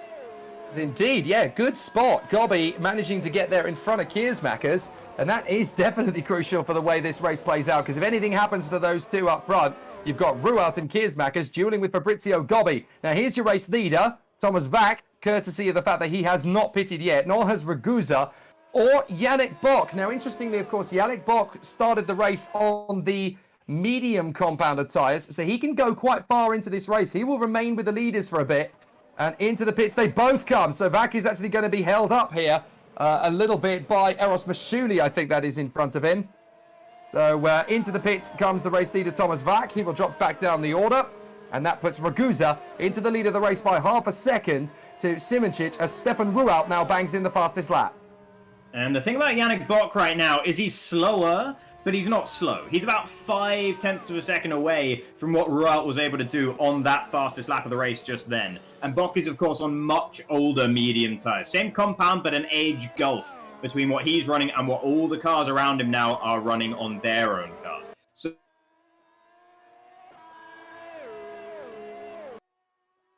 them, but he's not a million miles away, and that is going to make it more difficult for Rualt, Gobby, and Kiersmakers, who will desperately be wanting to get past, because that means they're still losing that half a second per lap on Simoncic and Spork. But because it's only half a second, it's, you know, it's a how long is a piece of string sort of thing. Half a second's a lot if you're talking about how much you're losing to the race leaders, but it's not a lot when it comes to whether it's going to be an easy overtake to make. David Yutt with a really interesting observation. Colin with the better top speed. So maybe he's got a chance. As into the pits comes Ragusa. Simoncic again hops over the curbs. Where is Spork? Is he able to get a little bit more speed off the turn? Certainly not enough to challenge. Here's Stefan Ruat closing up on Yannick Bock, who is on the same compound of tyre, but they are significantly older, about 24 laps older by comparison. Maybe a little bit older than that. Sorry, slightly less older than that, because of course Ruat has pitted in the last few. Now, given the timing of the pit stop, would we consider that this is a one-stop race or a two-stop race? I would say it's probably a two-stopper. Yeah, this is definitely looking like a two-stop race under these circumstances. We have seen some of the medium tyre runners, the guys who started on the mediums, come in and pit either for a second set of mediums or for a set of softs. Yannick Bock is still out there on medium, so he's kind of a bit of a guinea pig now for working out how long these medium tyres can run in this scenario. I would be very, very surprised, though, if it's enough to get them to the end from here. Watch for Ruat on Bock now, because Bock is on old tyres. Ruat's fresher compounds. He's looking very hungry behind the championship leader as we ride on board with Stefan Ruat. He's going to get the slipstream. This is going to be fascinating. Will Ruat go for the move? Because there's a good chance here on Bock. Bock is going to absolutely blend off, and he actually pits in. So Ruat has to back out of it. That was threatening from Ruat, and I think Bock deciding discretion the better part of valor. Yeah, once cars start passing you, you're only going to be losing time, no matter how well you're driving. If guys are getting past you, if you're having to let people on fresher tyres through, essentially, you're going to be slower lap per lap than the guys you're really in a race with. The likes of Michael Francesconi, who Yannick Bock has to keep half an eye on right now, as he is coming back out of the pits. He's going to be on soft tyres, and I think he's going to be the highest placed driver on soft tyres once he comes back out. So he's only going to have medium tyre runners ahead of him, so he should be able to start making some hay now. Rejoins in P12, so he's right in the mix, and there's some very quick drivers around him, the likes of Mleinek, the likes of Ragusa, who's going to be his first target. You've also got Brother Leon in there as well. That'll be interesting to see how that plays out, because I think there could be a very interesting squabble. Now, back with the leaders. Spork has got Simoncic in his sights, but he's not close enough yet to throw it up the inside. He's been able to get close to him in the braking zone, but it's not quite been enough to turn into an overtaking move yet. And Simoncic is trying to maximize this opportunity. Now, they've got a slower car in front of them. I think that's one of the Basilias. Is that one of the Basilias in front of him? Yeah, so Jeff Fournier, having had his moments earlier on in the race, rather sadly, now he's going to, I don't think he's going to cause an issue too much for these two, but it's going to be about timing as to when they catch him, because obviously you don't want to come offline at the wrong part of the circuit. We've seen that a couple of times with Robin Panzar. It's getting spat off to the scenery. He's now down in 22nd, by the way, so he is still going after that spin, Robin Panzar. But the battle, very interesting indeed. We can see on the inset, on board with Jeff Fournier, we can see how quickly the leaders will close up to the Basilia. In these conditions, it's not as quick as these two would like either, because obviously you're having to be very careful and very delicate, not to overcook the car, not to use too much wheel spin. Fastest lap of the race for Christian Pascal, and of course he is one of the drivers on the soft compound. Yeah, absolutely. That compound definitely going to be faster at this stage for everyone running it. And I'd expect to see Yannick Bock pumping in a fastest lap in a couple laps' time once he's got up to speed, having only just come out of the pit lane on this previous lap. And here then we have Simoncic and Spork's got to run. Spork's got to run. This could be it. Side by side. And what a lovely undercut. Goodness me, I held my breath there because I thought that could have got very nasty indeed. But Spork and Simoncic absolutely tight together. Spork again round the outside. That's where Simoncic forced him. Lovely move, Jacob. I want to see that one again. Yeah, absolutely. Fantastic stuff. And the battle between these two just gets better and better. And Colin Spork finding himself on top once again. And every time Simoncic pulls some kind of tricky move, you know, it's off the start line, it's in the pit lane, you know, this is when Simoncic is getting these sorts of things done. But on pure pace, it just seems like Spork has just half an edge. Let's have a look at it again. This brilliant move, because he's actually started to extend the gap here. Talk us through this one, Jacob. A lovely move from Spork. Under pressure too. Yeah, absolutely. So you can see that wider dry line definitely helping out. He goes to the left-hand side as Simoncic goes defensive, and he's just able to get ahead enough in the braking zone that he can just kind of close off the angle into the first part of the chicane there. You can see he basically cuts directly across the nose of Simoncic and knows that he's far enough ahead that he doesn't need to give Simoncic that space. It's no longer Simoncic's right to have space on the inside there, and Sport can just take that racing line away.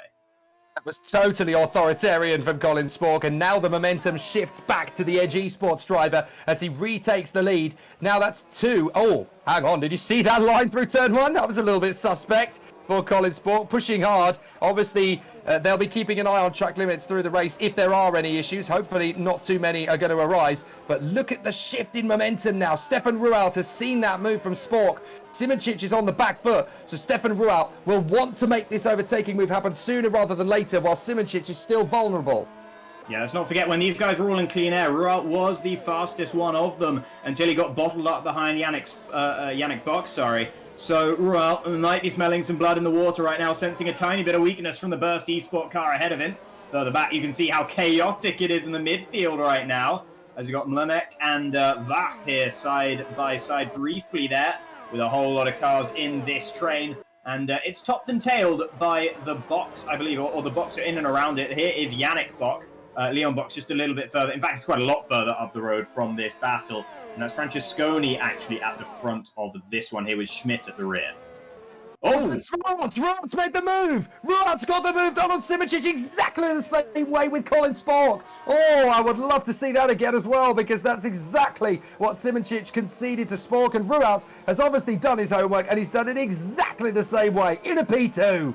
Yeah, it was a bit less clean, though, this way around from Rualt. He did make contact with the Wall of Champions, I believe. Hopefully that car's going to be all right.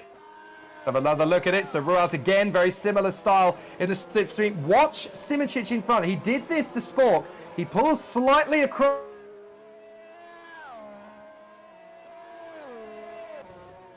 Yeah, you can see the super slow, how close they are and how much curb Simoncic has to take there. And that is a big difference maker. Rualt has to get the payback on the second half of the chicane when he has to take it. Instead, here you can see it on board with Simoncic, and oh, that's going to hurt. That's not where you want to be. It's not the racing line quite from Jerne Simoncic. And then the payoff, and then on the exit, yeah, you can see the contact with the wall there from Rualt. Hopefully, I think that car seems to have been able to get through that without too much issue. That is about as daring as it can get. My goodness. A really, really tough race there, and a very tricky move, but a wonderful overtake from Stefan Rualt. He's very much up for the scrap in this one. Another interesting observation from David Yunt. Yannick is dying in the pack there, he points out on YouTube. Yeah, he's in 11th position and he's 25 seconds off the lead. These soft tyres should be benefiting him right now, but he can't get the use of them. He's up to 10th place now, but he just can't get the benefit of these tyres, and it's really destroying any chance he has of coming back to the top 6. We're almost at half distance, and Yannick Bock's race is almost done. He can get points, but nothing more. We have the issue here for Yannick Bock is the fact that he'd come up to a train of cars rather than cars separated by nice little 2-second gaps, because they've all got the slipstream on one another. They're all focused on one another as well. It's so much harder to get through a train of cars than it is to just make progress if the cars are more sort of perforated throughout the field. And that's why Bock is having as much trouble as he is. It's sort of a matter of circumstance almost, rather than any skill or execution aspect for Yannick. So let's have another look back at another incident further back in the pack. This is Yannick Bock making his bid to come through on Ragusa, I think it is. So Bock versus Ragusa. This is proof that Yannick Bock is still up for the fight. Ragusa essentially gave him the corner there by total accident, and he didn't even need to worry about the braking zone. So Bock already had him well into the hunt there for the position. Now, Rualt has just set the fastest lap of the race, half a second quicker than Colin Spork on that last tour. A 1:12.7 for Spork, a 1:12.2 for Stefan Rualt. So now that he's been unleashed, this is Rualt's chance to put the Dutch flag on the top step of the podium. He's unleashed, and Stefan Rualt is pushing. Dutch driver, Dutch team, it's Canada, but he won't mind. He just wants the win regardless. It would be his second win of the season. And of course, it is his compatriot out there at the front in the form of Colin Spork. And the gap is still coming down between the two of them. Colin Spork was slightly faster through Sector 1 on this lap, but I think that's going to have been reversed. It was through Sector 2 as Rualt's finding the advantage once again. It was a bit of a sort of charge on that last lap compared to this lap. It sort of faded away a little bit in for Rualt here, not finding this 1:12.2 pace that he had last time around, but he's got that potential within him. He doesn't want to kill the tyres. and he doesn't need to get to Spork right now. He can afford to take it nice and steady as he closes up to the rear end of our race leader. Someone who cannot afford to take things steady right now is Yannick Bock, who is looking to try and make further progress. That's Tomasz Wach just up ahead. Here's Bock.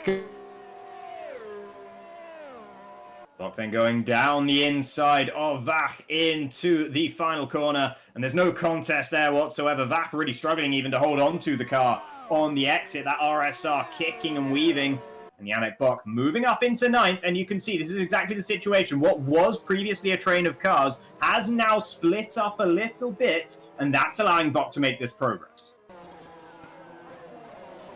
So Bock can now utilize the grip from the tyres. Fascinating debate being chatted about Yerne, about how much space he's leaving for his opponents.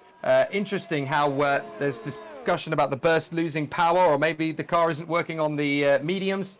Yerne not liking them. Chris Shepherd pointing out, to be fair, Yerne was essentially avoiding being taken out. Should he have conceded? Probably. Is he entitled to? No.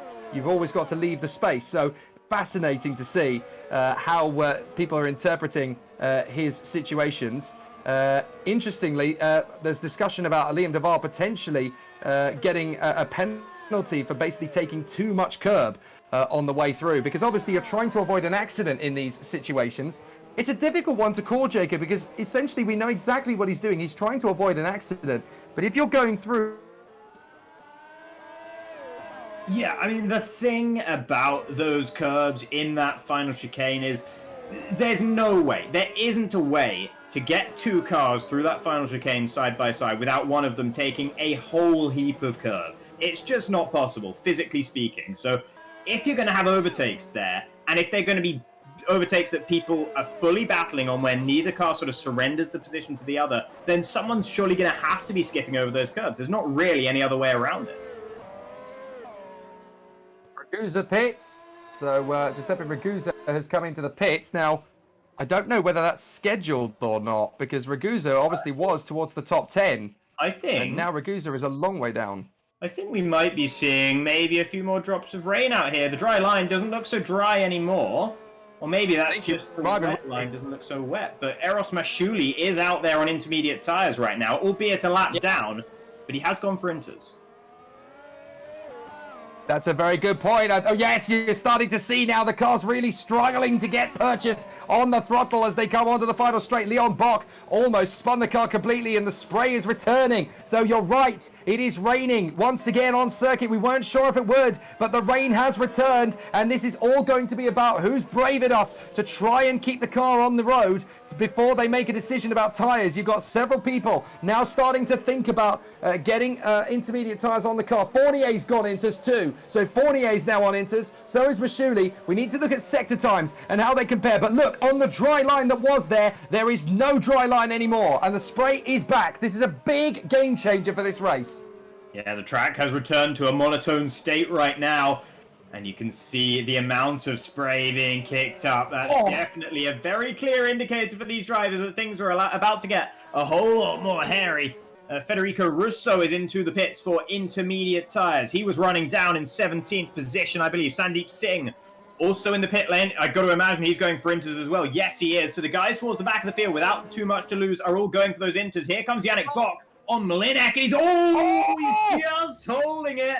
But he has to go wide and give the position back. But that was a wild ride through the hair. I tell you what, that is a world champion pushing like a world champion. Absolutely amazing. That could have been so disastrous. That could have been game over right there. And into the pits, here we go. It's an absolute freight train. A crowded house in the pits. Zapala's in. Kiersmakers is in. Gobby is in. Bock is in as well. I think that's Yannick rather than Leon. So Colin Spork is still leading from Rualt. The gap has extended to 1.7, but these guys are all watching as their rivals are coming in for inters. There's going to be frantic messaging on the radio now. How long do you leave it, and how much time are you going to concede in the process? The team at EG Sports have got to be considering bringing him in for intermediates. The same with Rualt, the same with Simoncic. I mean, the inters aren't faster yet. Looking at the timings coming through, maybe now, maybe just now, as Fournier has been able to set a pretty decent and competitive opening sector to his lap. Maybe we're now getting the intermediate tyres coming through just a little bit here. But if so, they're just on par with the dries. They're not quite superior yet. They will be a lot safer, though, and that might be in the back of some drivers' minds. Let's not forget as well, when there was the sprinkling of rain earlier on, a few drivers decided to pit, and it was too soon because the rain just went away again. These guys are going to be very, very paranoid about making that same mistake. Here are Rualt and Leon Bock now into the pits as well. So Rualt taking no chances. He wants the win, so he's clearly thinking that Spork and Simoncic are leaving this a little bit too late.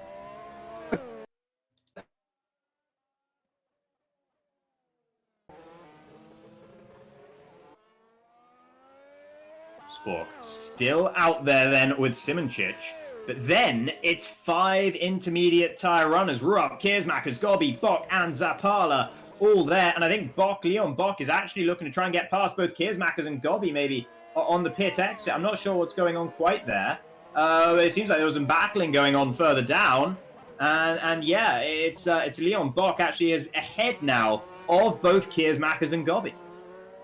Well, the big question now is, have Spork and Simoncic left this a lap too long because they had position over Stefan Rualt, or at least Spork did. Yellow in sector 1 as drivers are struggling, but this is definitely going to be a tough one. Into the pits comes Spork, into the pits comes Simoncic. They can't. No, Simoncic goes on. Simoncic continues. Now that is astonishing. I genuinely thought Simoncic would go the same way as Rualt and Spork, but Simoncic is staying out. Now that is astonishing. I genuinely thought he would come in, but now has Spork left this a lap too soon? Rualt is in the final bend. He's not going to have a massive amount of traction on pit exit. Rualt is going to be up to speed, and he's going to have confidence in this intermediate tyre. So is Spork going to be able to get out in front of Rualt? The answer is no. Oh, is it? Oh, he just manages it. My goodness, Rualt is right there behind Spork now. And if that's any indication, Jurne Simoncic has made a major mistake by staying out another lap. There are yellows in sector 1. Not sure who that's for. They're still there. I think that might be maybe Vach losing a position. Not entirely sure what's going on there. But Jurne Simoncic, he's still out there. He's still on the medium tyres. His opening sector wasn't dreadful. His middle sector's a little bit away from where the intermediate tyres are, but it's not dreadful. He's probably going to lose out to Spork and Rualt, but I don't think he'll be further behind. I think it'll just be between those guys and then Leon Bock in 4th. Yeah, he's got 16 seconds, so he won't retain the lead. There's no chance of that. He would... he's still going on. He's hoping he clears up. Goodness. Yeah, he is. I think he's hoping for a break in the weather, in the hope that, well, I'm not losing a massive amount of time, so if it stops in the next 40 seconds, I tell you what, if my information here is to be believed, the rain has stopped. It's a wet track, but the rain might have stopped again here. Oh, there's someone in the wall there, not sure who that is. Oh, a couple of cars there. In set 4 cars in sector 1. Or fallen by the wayside. Suddenly it's the land of the living dead here in sector 1. I'll have to try and work out what happened to all those cars. One of them was a green stripes car. Christian Pasquale seems to have fallen by. Adriano Opicini maybe as well. A few cars DNFing, I think, from this race. Yep. Well, let's see if we can have a look at it, because that was absolute flotsam and jetsam. Here we go again. And this is when too many cars into too small a space. Here's Mus. We watch his car. Tank snaps it straight into the barriers. Catches that of Pasquale. There was no avoiding that. And there's no way for the other cars to go. Straight into them. And again, Lucchini survives briefly, then just nudges the barrier. So then he just gets tagged. So he just avoided it initially, then drifts away. Look, bang! And as he comes across the line again, bang!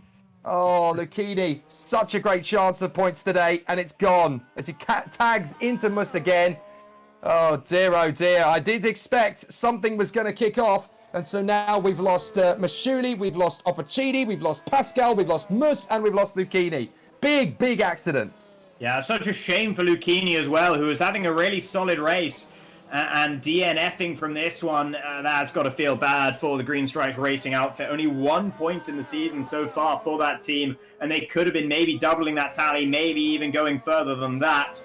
But as it stands, Lucchini will not be able to do that. They still have Federico Russo running out there. He's currently in 16th, and he's only 3.5 seconds away from Sandeep Singh, who is in that bottom point-scoring position for the time being. Simoncic, meanwhile, he is still out there, despite the fact that he just had to drive basically past the ghosts of Christmas past, present, and future as he realizes what could happen to him if he stays out on those medium tires. But he's doing it nevertheless. Very true. I mean, he's hemorrhaging time. This is not good news for Simoncic at all because he's absolutely plummeting. His lead was 16 seconds about a lap and a half ago, and now it's down to 11. I mean, he's clearly adopting the bravest of bold strategies. He's on the roulette table and he wants it all to fall on black, doesn't he? Absolutely astonishing from Simoncic to drive with such confidence up front. But he is absolutely destroying his chances here if the rain continues, because there's no chance he's going to have a decent run if the rain manages to continue, because essentially he's losing so much time. He's got to pit again if he gets an opportunity to get back to the pits. Because he can't hold this.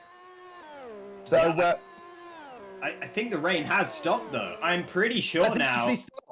I'm pretty sure the rain has actually stopped. We're seeing in certain parts of the track dry lines forming.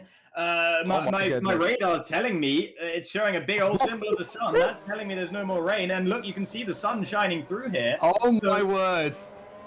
Has he pulled a masterstroke here? For the third time, has he pulled something weird to get past Spork? He may have pulled the Monza 2020 strategy. Absolutely astonishing here from Yerny Simoncic, if he's actually called this right. And yeah, look, we're on board with him. That looks to me like the rain stopped. There's obviously no dry line yet on the circuit, but they're obviously all out there. And there are a lot of drivers on the intermediates to push the water off the racing line. Simoncic is keeping it steady at 10 seconds at the moment because the rain has stopped. Has he pulled a fast one? I think he might have done. He might have got the race-winning strategy here. And this is going to be so frustrating for Colin Spork if he has done it right, because twice now, Spork has had to, on pure pace, find his way back past Simoncic after first Simoncic got him off the line, then he got him in the pits. Never was it a clean, sort of pure pace overtake that Simoncic got on Spork. And Spork will be feeling, I deserve to be the race winner in this race. I deserve to be the race leader. I've been the one with the better pace all the way through. But every turn, every time there's an opportunity for something strange to happen, Simoncic has made it happen. And now Simoncic is going faster out there than the rest of the field. We're seeing Gobby into the pits here. And what sort of tyres? Has he stayed on Inters? Or no, that's going to be the Redwall soft tyres for Fabrizio Gobby. So he's the first one to abandon those Inters once again. And that's a sign of the times. Comes out ahead there, just ahead of Wright Kilk, who is there in 11th, also on dry tyres there. The Red Archer will have his tyres more where he wants them compared to Gobby, so he might be able to have a go at him potentially into turn 6 here, but with a very damp track offline, I don't think he's going to go for that. Gobby holds on to P10, and to be fair, Gobby couldn't really afford to let Kilk through because Gobby's still in a very direct battle with the likes of Laurent Kiersmakers and Leon Bach. What a sensational race this is turning out to be. This could have the makings of a true GPVWC Super League Classic, as Simoncic is now 9.8 ahead of Spork. Spork is pushing like crazy to try and get the gap down in order to give himself the best possible chance of getting a quick pit stop in front of Rualt and Bach behind him, and still give himself a bit of competition on Simoncic. Obviously, he'll have fresher dry tyres when he pits.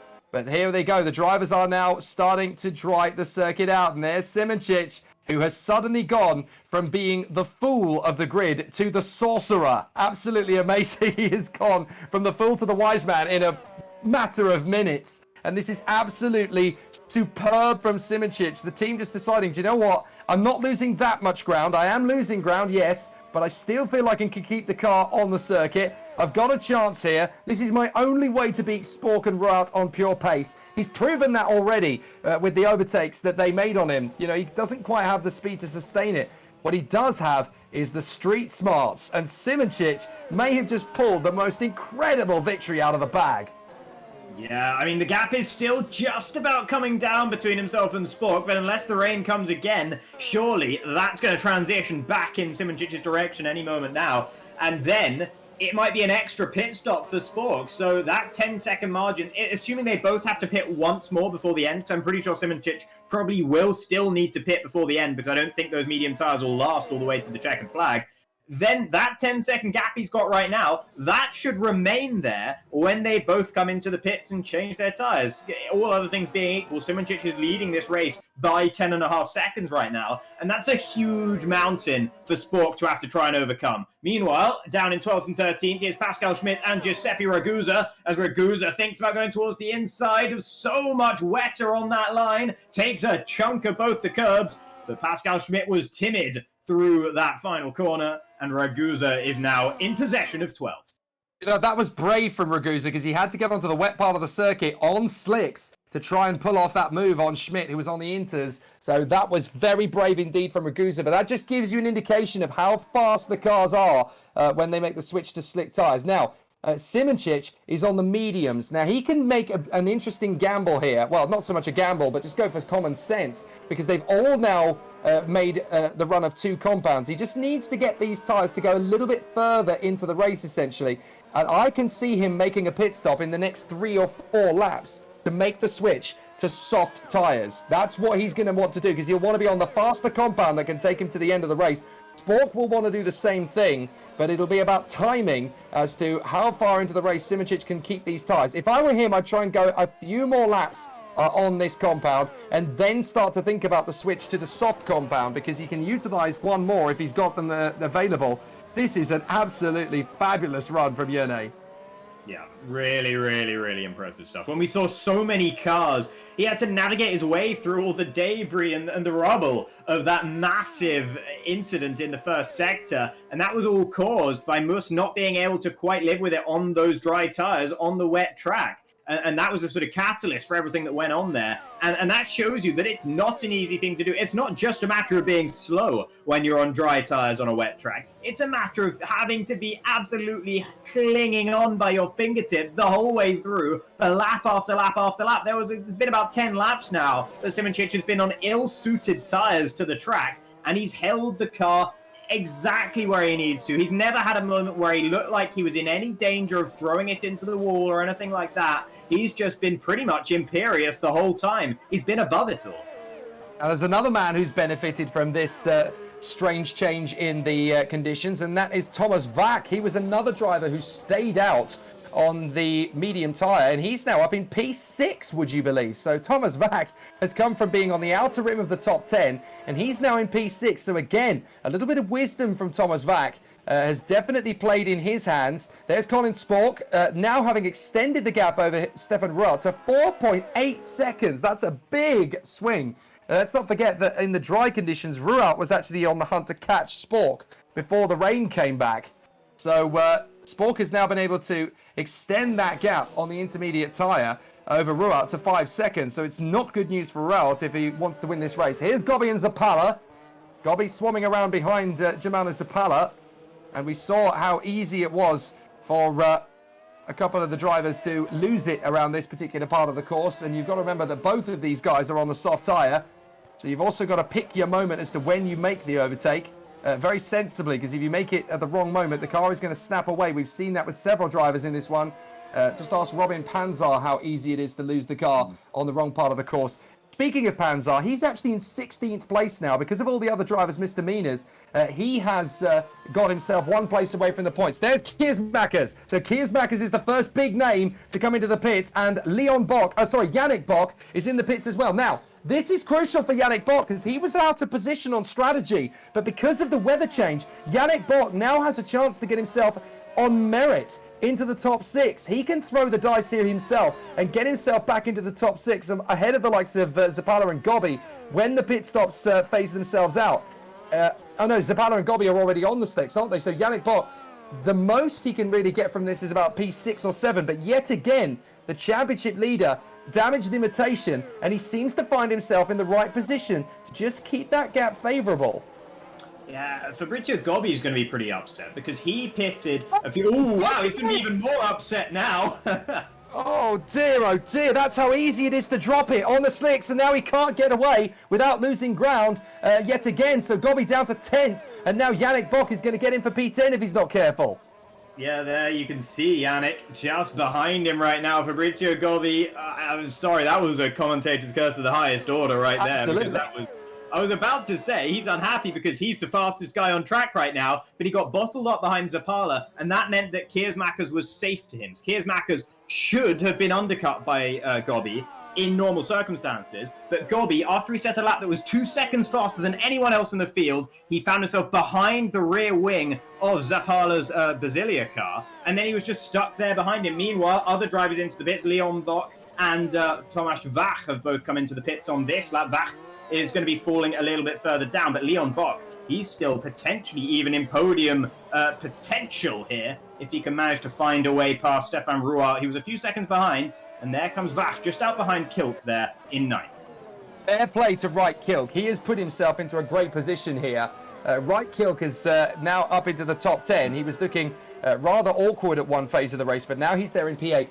Fascinating that the only driver of the pit stoppers to not go onto the softs was Laurent Kiersmakers. He's gone onto the mediums to finish off the race. So that's fascinating. He goes a different way on strategy. Spork pits. So Spork pits from P2. Now, again, this is crucial because Spork wants to make an interesting strategy call. No surprises. He goes onto the softs. I'm a little bit surprised that Kiersmakers went onto the mediums because everyone else has gone the way of soft tyres. Kiersmakers going a very different route. Maybe he didn't have an extra set of soft tyres at his disposal. Maybe he was forced into making a change to the mediums. But yeah, Kiersmakers the only one of the drivers making a pit stop now who's unable to go onto the softs by the look of it. Yeah, and there you can see the reward he's getting for it. Zapala getting past well before turn 1. Kiersmakers might have made a mistake there in the final corner, not sure. But those mediums not suiting him right now. And I gotta say, I'd love to be able to give you some sort of, flowery, very, very perfect explanation of why Kiersmakers went for those mediums, but I cannot. I don't know why. It's medium tyres here for Laurent Kiersmakers. Maybe in the last few laps, things will start to come back in his direction once the soft tyres start to wear away. But yeah, it seems like an odd call for the Belgian. Fascinating. Absolutely fascinating. I wonder if he's been forced into the position of going with mediums because he doesn't have soft tyres at his disposal. Maybe he's used them already. So that could be very interesting indeed for Kiersmakers. We'll have to see how things play out for him. Here's the battle in the mid-pack, and these guys are all in the points now. This is a fascinating swing of fortune. Schmidt is 13th, Panzar is 16th, and coming out of the pits there, is that Simoncic? Is that Simoncic out of the pits? Yes, it is. So Simoncic has just pitted, and he's gone onto the soft tyres as well now. So that is the moment for Simoncic, and he is 8 seconds clear of Colin Spork. So there you go. Simoncic pits with 20 laps remaining at the end of this one, and that's pretty much bought him the victory. That's a one-way ticket to the victory. Wright Kilk pits in. Now, he was on the soft tyres, so what's happening with Wright Kilk? I'm pretty sure Kilk has been on those soft tyres for 20 plus laps at this point. I think he was one of the cars that never went onto the intermediates. And who's that? Is that someone going slowly there? It was Panzar getting out of the way of Simoncic. He was playing the team game there, so he gets out of the way of his teammate. He doesn't want his teammate to get held up. Spork was obviously 8 seconds down the road, so Robin Panzar playing the team game. And of course, it made sense for him to do that because he's still in the hunt for the points, of course. And he's there in 14th. He's got Francesconi behind him. He's got Schmidt up the road. Now comes Stefan Ruart, the race leader. And obviously, because of his pace, Simoncic is already well past him. Ruart at this race is actually going to struggle to get out in front of Leon Bock. Yeah, he might be unsafe to Bock. Bock was in that last into the race when everyone was on inters. I think he was the fastest guy on intermediate tyres, either him or Spork. They were both pretty good. Ruart was struggling a little bit on those intermediate tyres, and Bock has now got well within the sort of range of being able to challenge, as you can see on the pit exit here. Oh my goodness, Leon Bock has got him! That was minimal! And I did think, looking at the gap between him and Ruart at the pit stop, maybe Bock has just got an opportunity here on Stefan Ruart, and he has! That's a brilliant undercut from Leon Bock. Yeah, Ruart has pitted too late. Kiersmack has pitted onto the wrong set of tyres. Holland Racing Team not necessarily getting the strategy right for the final pit stops of this race. Now it's up to Ruart to try and make the extra freshness he has in those soft tyres work compared to Leon Bock. Maybe he can find a way back past the German and into that podium spot that he will feel like he has well and truly earned through his driving thus far in this race. There was a time not too long ago where it seemed like Rural might be making a charge for the lead. This is a fascinating duel. At the front of this train, you've got Mleinek. He's the only driver still on inters, and you've got a massive queue of drivers trying to come through. Vark is trying to get his through air door on the inside. The wake is clear for Bock to get up the inside of Gobby at the hairpin. He doesn't quite have the speed to make that advantage count, but Maciej Mleinek is essentially throwing anchor to these guys behind. They're desperately trying to get past him. He's the only driver still out on the circuit on the inters. What is Mleinek doing? He's staying out on them. He clearly is praying for the rain gods to give him a bit more moisture on the circuit, because Mleinek is still going on the intermediates. And that is a baffling strategy. Oh, look at that! Brilliant strategy from Gobby! Whack was a bit lackluster into the braking zone. Gobby...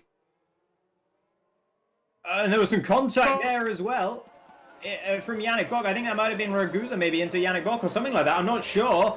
There was a bit of contact as they all concertinaed up there after the move there from Gobby on Vach, but he's been able to make it stick. Lovely stuff then from the Italian. Second place in the championship at the moment, and he wants to put as many cars between himself and Yannick Bock so he can start closing that gap down even further. This is a fascinating race. This one is easily the race of the season. And we've got an incredible...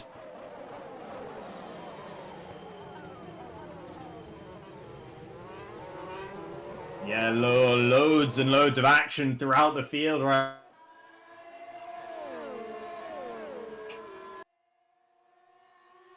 As they head down towards the final chicane then. Gobby's going to have the inside line, and he can't brake late there because it's still so wet. So he stays behind the Polish driver, but maybe setting himself up for a move into turn one instead with a lovely drive out of the final corner. He's got the inside, and again, it's just too wet for Gobby to do anything. He's still there in 8th position. He cannot find a way past Mleinek either. Vach couldn't do it for a while. Now Gobby is the one to challenge, and he once again is not quite up to the task. That edge car is hanging on nicely in 7th.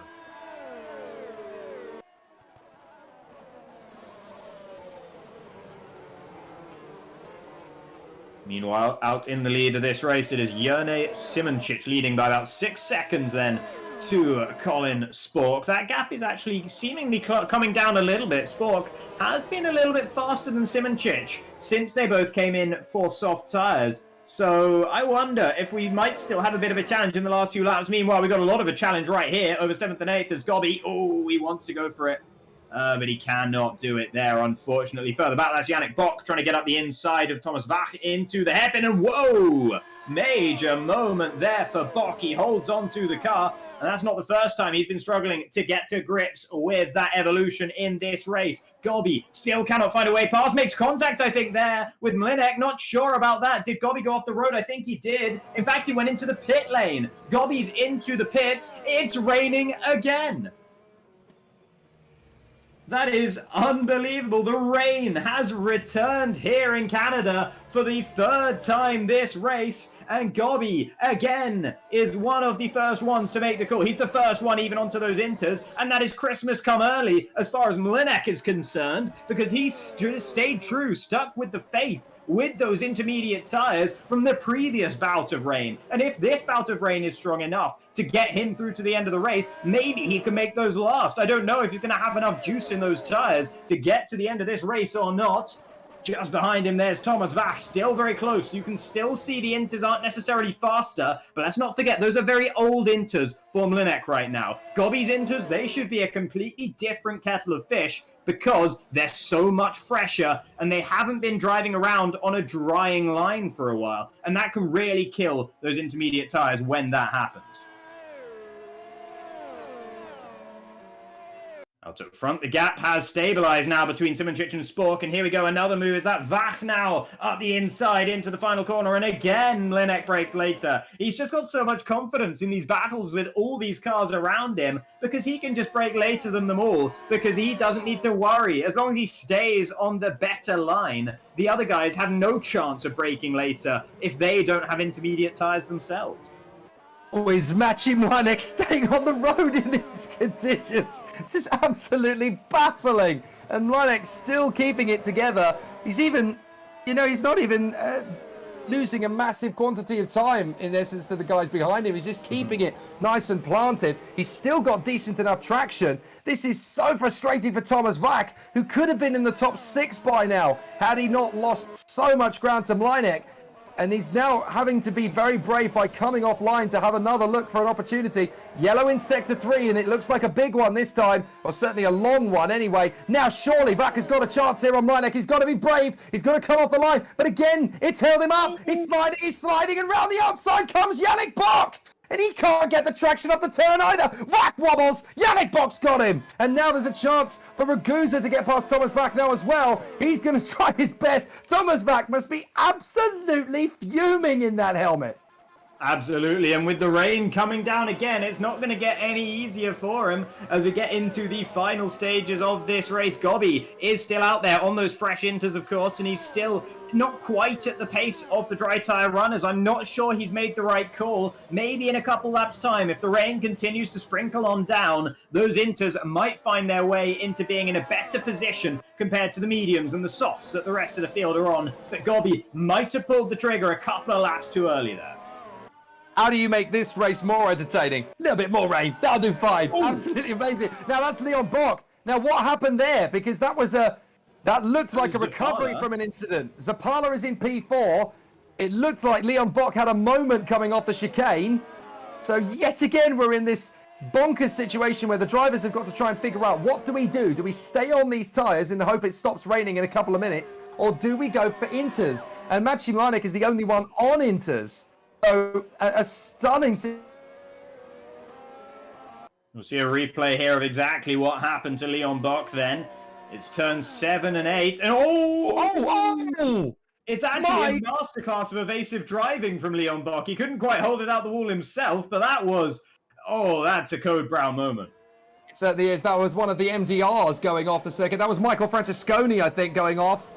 How on earth did Leon Bock miss him? Unfortunately, he was traveling too fast to catch the car from the inevitable slide, and he just ever so lightly nudges the barrier. And then, of course, you've got drivers trying to make avoiding action again. Francesconi strikes the wall, so close there with Pascal Schmidt, nearly coming into contact there with Germano Zapala.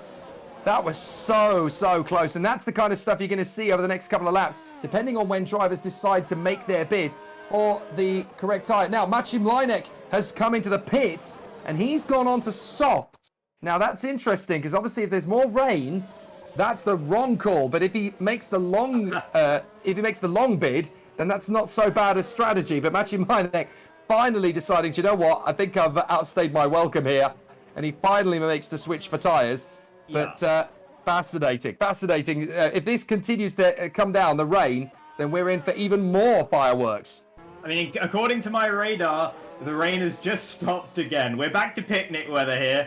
And Fabrizio Gobbi, he's going to be so upset. I said it earlier, and he's through the wall. There goes Francesconi with a bit of an oopla through turn 2. He holds onto the car nicely. Lovely spin turn to get back going again. But he has lost a significant amount of time in his battle with Schmidt over the bottom point-scoring position. Yeah, I'm afraid that's a bit... Oh, dear Francesconi's... This is a bit of a rodeo ride now for Francesconi. And, I thought it was a bit early into the race for Donuts. And, unfortunately, he pulled off a rather beautiful one in the first corner. But just look how little grip there is for Francesconi. This is a fascinating onboard to watch, actually, because he is struggling to keep the car on the road. Let's watch him into the braking zone. He's got no confidence in where the car is going. Absolutely no conviction. And the car is just letting him down because he hasn't got any confidence into where to place it. Into the braking zone again. He turns in. The car just about stops itself. But again, look, on acceleration, the wheel spin is trying to snap the car away. it's a fair job from Francesconi because it's so easy for these cars to snap away when they're on the wrong tyre. Yeah, indeed. You can see how much he was battling with that car when we were on board with him there. Here is Jene Simoncic, who is just having to lap another car. I believe that's going to be Mlinek, actually, that he's going to be lapping. Yep.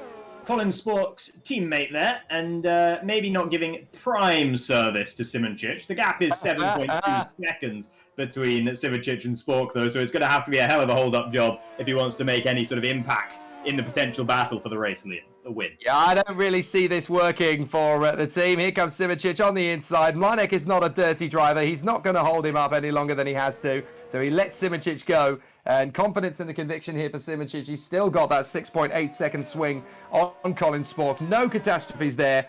Just a light bit of comedy that it just happens to be the teammate of the man that Simoncic is driving around with there. But yeah, fascinating. Absolutely astonishing. We still don't know if these soft tyres are going to be the right move for the end of the race. As it is at the moment, the rain has stopped again. So they are going to continue. But goodness knows, it could start again any moment, and then it'll just get heavier and heavier, and the race could turn on its head again in the last 10 laps. This is the best GPVWC Super League race I have seen for a long, long time, and we are not on the ending straight yet. I know, that's the craziest thing is you're saying that while we've got an 8-second gap between the front two. Yeah. But it's been a fantastic race. I completely agree with you. And Simoncic has been good for it throughout the race. So has Spork. And honestly, it's hard to point. I mean, obviously, we know the difference was that Simoncic stayed on the tyres, didn't go for the inters, stayed on the mediums when that second bout of rain came through. But in terms of driving talent and ability displayed here today, it's impossible to pick a winner between the two of them. Thankfully, the fates have done it for us, and they've got Simoncic out in front. And Ruat now, of course, back into that podium position after box issues. So we have those three as the top three, and they, in general, have been the top three throughout. 10 to go. We had a little moment in Sector 1. Didn't quite see who that was, but unfortunately, we have now lost the second green stripes. We lost Russo. Now we've lost Mirko Lucchini. It was a bold effort, but he just picked up too much damage from that fisticuffs moment with about 3 other competitors earlier on. So Lucchini unable to bring the car to the points. That is unfortunate because they really had a good chance of points today under the circumstances. So it's another difficult race for the Green Stripes twins. And they are out of the race along with Matthias Mus, Christian Pasquale, Adriano Pacini, Eros Mashuli, Giuseppe Lino, Florian Gaia and Tobias Olsen. They are the retirements. A lot of them this time. In recent times, we haven't had many retirements per races, but obviously on a day like today, when there is a very thin margin for error, these guys really have had a tough time of it. Now, that earlier moment into the wall from Leon Bock, he has caught back up to Germano Zappala, and now he's trying to get himself back into... Oh, he's gone off. He's gone clean off the road there, Leon Bock, and he's lost it on exit. What a catch. What a catch. Kismakis is going to sweep straight past him, but what a catch from Leon Bock. Yeah, fantastic stuff. I think in the initial phase there, he maybe failed to account for how much wetter the runoff area was going to be because so few cars had been through there. But once he realized the mistake, he more than made up for it there. That was fantastic recovery driving. So he's in the pits, and he has what he decided to do. Did he have damage there, Ragusa, I think? So a big problem there. 20-second pit stop there, and I think we'll see exactly what happened to Ragusa in just a moment. And there we go. Classic spin through turns 3 and 4, and losing the entirety of that rear wing. And to be fair, he's managed to marshal that back into the pit lane, which on a wet, dry track with no rear wing and with cars flooding past you in all kinds of different directions, that's no mean feat. And he's still in the points for the time being.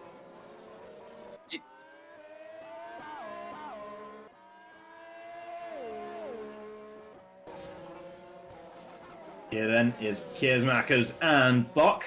Kiersmakers, of course, being able to take advantage of the fact that Bock had that issue we saw just a lap ago.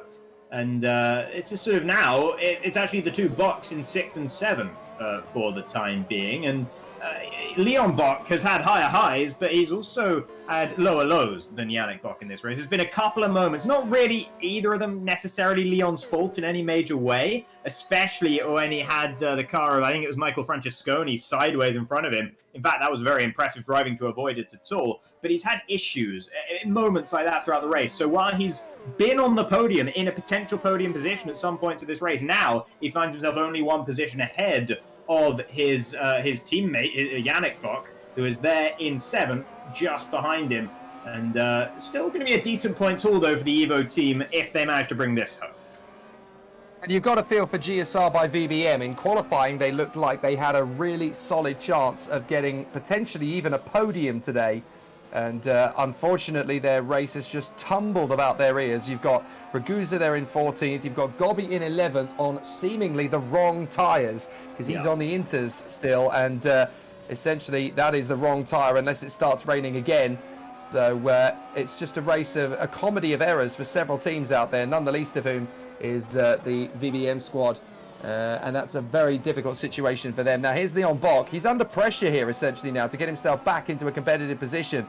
Yannick Bok has actually, again, done the best of a bad job, hasn't he? He's not been able to win. And this is how you make championships come to you. This is how you win championships. It's not about what you do when you win races. It's about what you do when you don't. And Yannick Bok is always in a position to score points. He has scored points every single race this year, not just win 3 of them.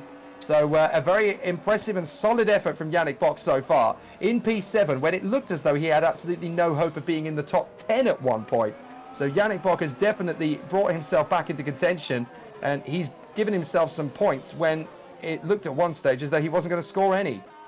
Yeah, no, great recovery, good damage limitation from Yannick Bok, and maybe we mentioned that he has sort of a plethora of drivers who aren't quite at the same level as him in the championship. They're just a level below, so he doesn't really have to worry about any individual driver. Until maybe now, if Jone Simoncic brings this home, maybe he starts to think, that's the guy I've got my eye on right now. I mean, his teammate is going to be up there as well in the championship, but Jone Simoncic, 2 wins on the bounce, that's a daunting prospect. It certainly is, because what it does is it just builds confidence. Here's Robin Panzer getting his move on Gobby, and that is what being on the wrong tyres does. Gobby, oh, goodness me, Gobby almost went right into the back of Robin Panzer as he made his run for the pit lane. I think even he's realised, you know what, I'm on the wrong tyre, I need to finish the race here. So Fabrizio Gobby, oh no, he just overshot. Yeah. So he didn't actually pit. I thought he went into the pit lane, but no, Gobby just missed his braking point completely. And that's the difficulty. He's got no grip left in these tyres. Looking at the gaps that he's got back to the other drivers in the field, he's going to struggle to get a point out of this one, because you've got, what, Singer's only 8 seconds back, Ragusa is only 2 seconds further, and Schmidt is there in 15th, another 6 seconds back, and he is hemorrhaging time at the moment. He's a good 3 seconds a lap slower than everybody else around him. So this is a very difficult strategy for Gobby to try and even stay in the points.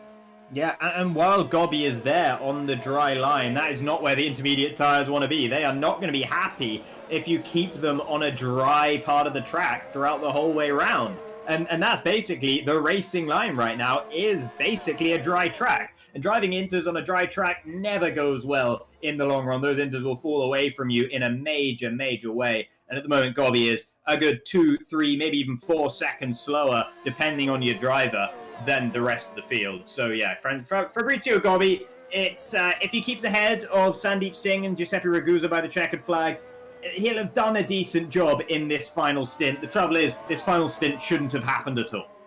Oh, indeed. Leon Bok still hunting down Lauren Kiersmacher, who I have to say, fair play to him. He has made these mediums as competitive as he can make them. 36 seconds off the lead, admittedly, but not a bad run considering for Kiersmacher's having to just go with it on the mediums. And now they're getting through the back markers. That is Francesconi doing his best not to cause too many troubles, especially considering he's only 1 place away from the points and he's the only MDR left in the race. If one more driver in front of him drops out, then he is looking at a point. That's Francesconi's motivation in this one, just to try and keep it on the island. And it shows you just how difficult the race Fidek, Fournier and Stepkovsky have had, because they are another lap adrift from Francesconi there in P16. Well, I'd say a lap away from Francesconi. Obviously, there's a bit of a difference there in terms of the times, about 25 seconds. There's Simoncic on lap 67, 4 to go. And you have to say, this is a turning point in the Drivers' Championship. Simoncic's win at Red Bull Ring was a long time coming. He could easily have gone for the win at Baku, but his brake failure took care of that one. Simoncic, this is a statement of intent. This is him basically declaring to the world, I'm not just in this to win a couple of races. I'm a championship contender, and now I am ready to claim it. Yeah, and you can't get there without winning a couple of races in the first place, and this would be his second race win of the season as long as he can bring it home. I believe for Colin Spork, he's going to match his best results as things currently stand. He's managed 1 second place thus far this season. Stefan Ralt, of course, has also won a race, so third is no massive deal for him, but he'll be happy to be on the podium nevertheless, and with a comfortable margin now to Germano Zappala. Kiers Makers and Leon Bock have fallen well away from Rualt in the last few laps.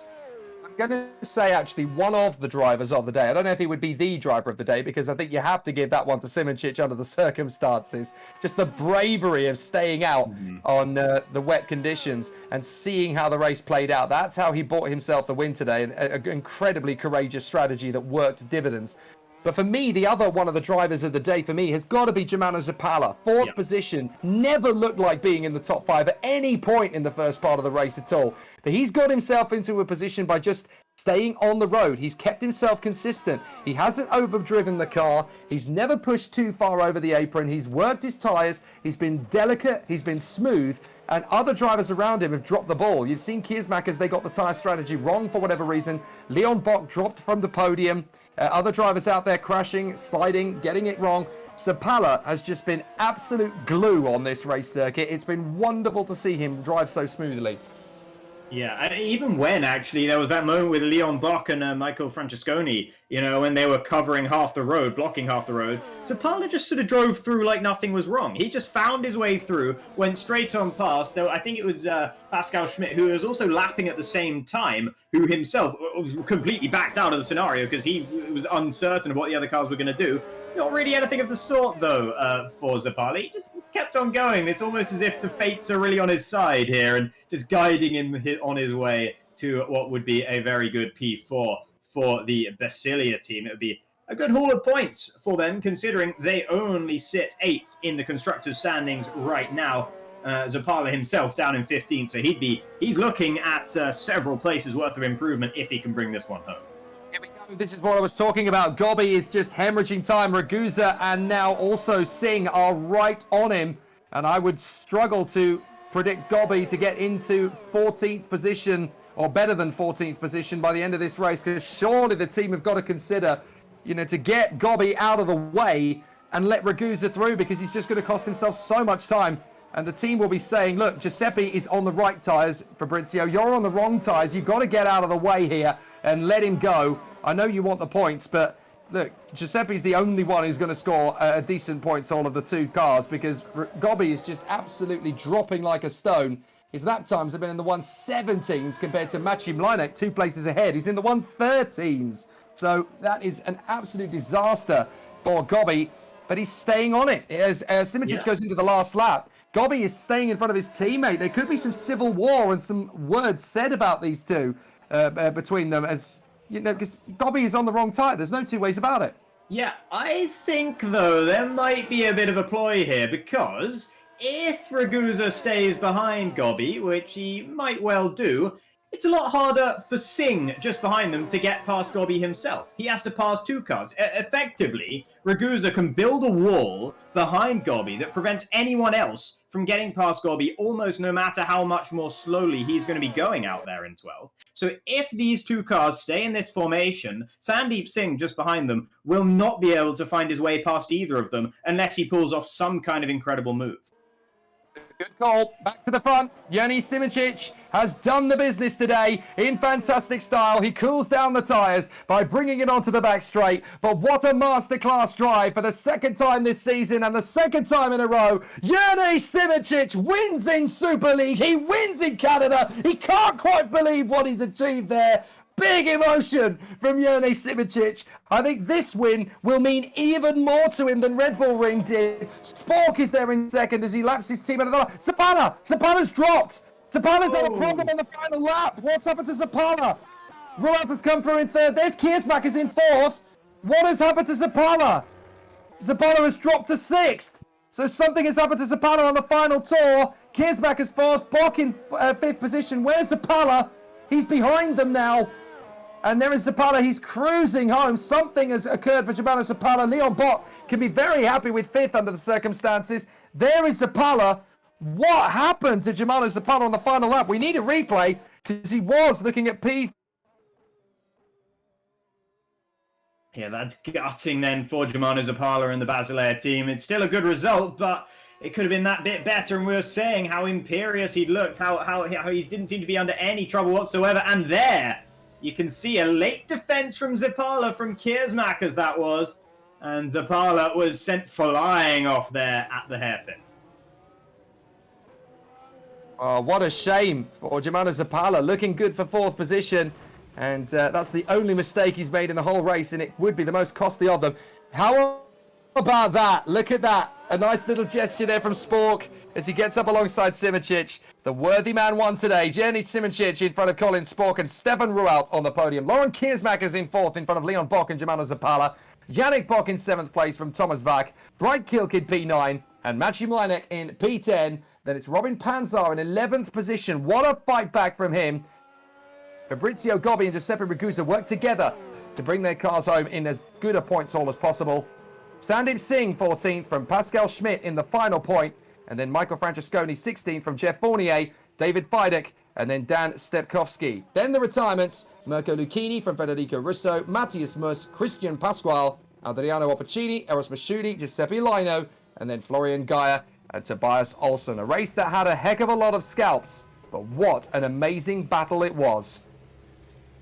Was really, really fantastic stuff. And the craziest thing is, the front four drivers are the same four drivers as they were on the grid, which is a really weird thing to think about considering how much happened in this race. They're not in the same order quite, because of course Simoncic got ahead of Sport, but coming out of turn one at the start of this race, those four were in that order. And if you just take that and you can manipulate the statistics to make it look like nothing happened in the race, we know that that's not the case whatsoever. An absolutely astonishing situation. So now I think we should go over to the green room and we should chat to some of our drivers that have been absolutely astonishing over the course, without a shadow of a doubt, pound for pound. That was the best race of the season so far. I mean, it was an absolutely spectacular right from the word go. So let's bring in our race winner, Jene Simoncic, race winner for the second race in a row. My goodness, you made that an entertaining one. Was that a better win from your point of view than even it was in Austria 2 weeks ago? Not better win. Especially because it was partly lucky. I mean, I'm satisfied with the performance anyway, even though I was slightly off the pace. In some corners, I could not make a good hairpin, so I kept getting past. But yeah, then staying on mediums was a good call.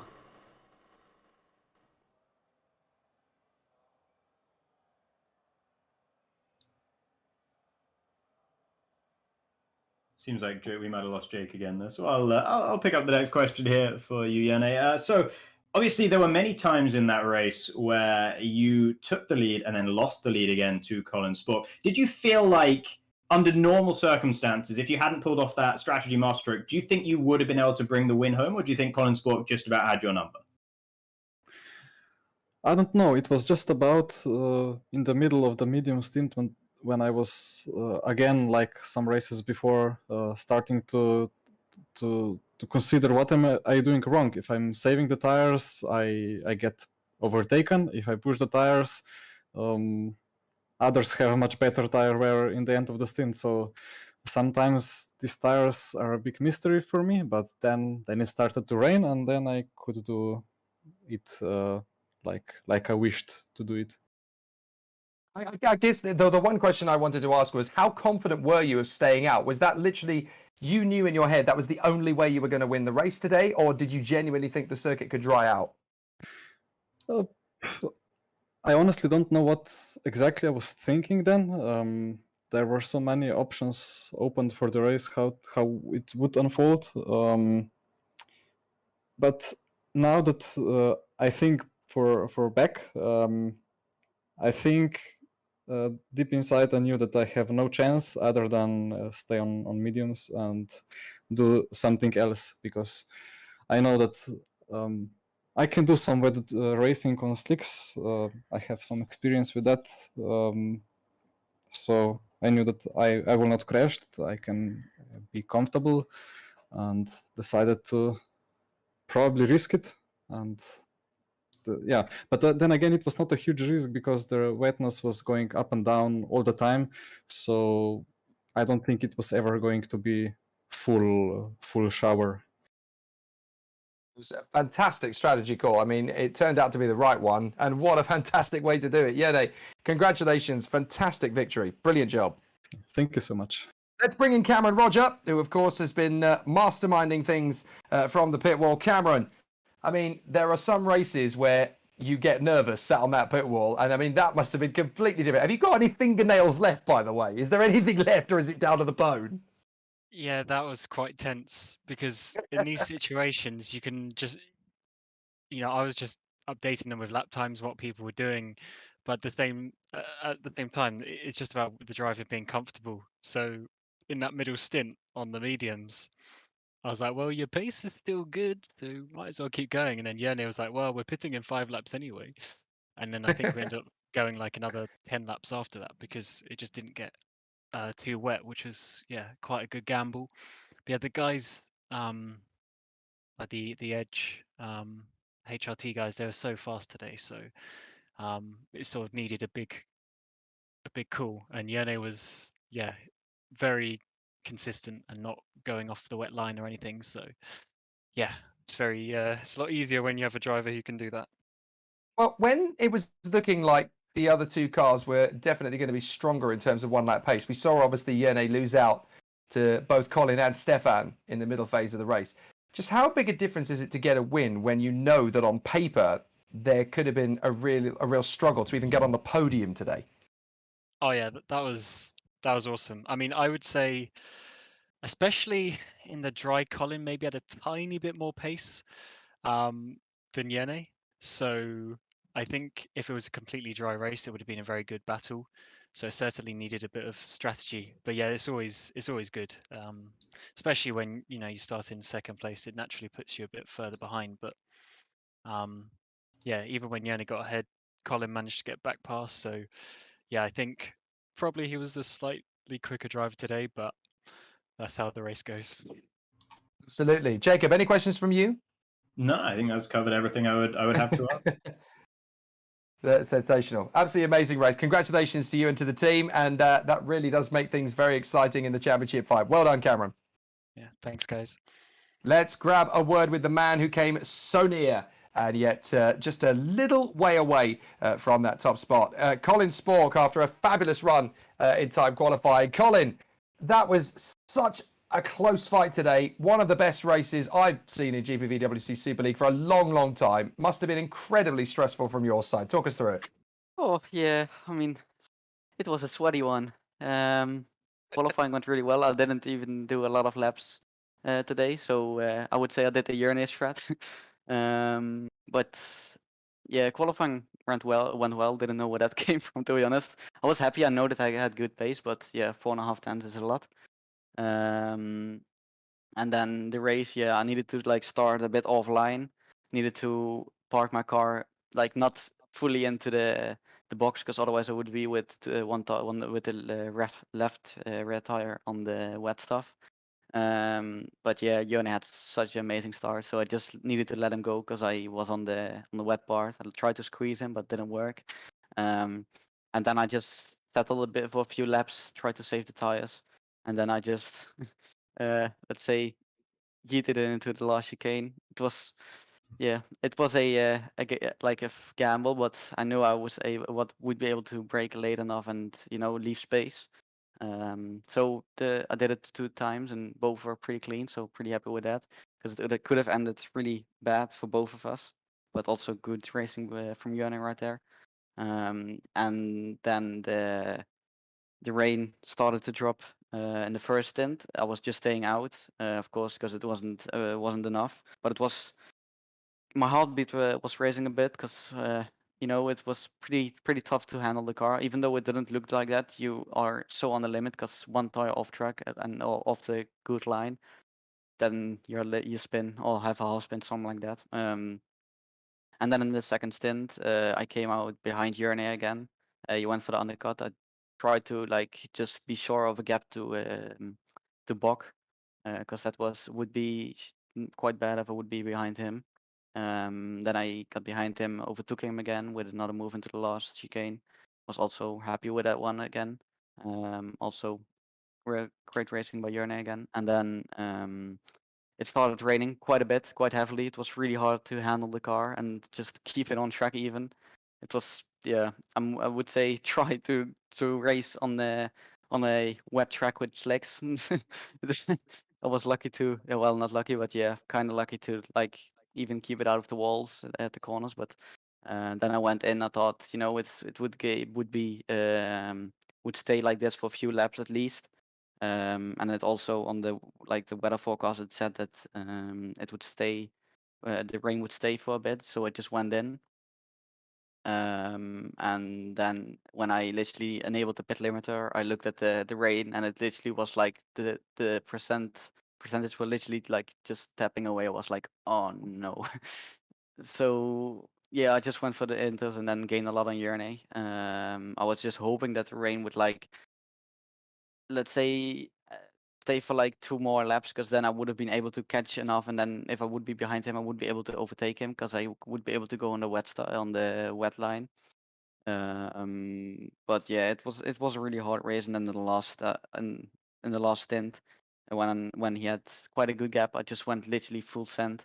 I was gaining quite a lot in the beginning, but after that, I tapped the wet line once on the softs, and I had quite a big moment.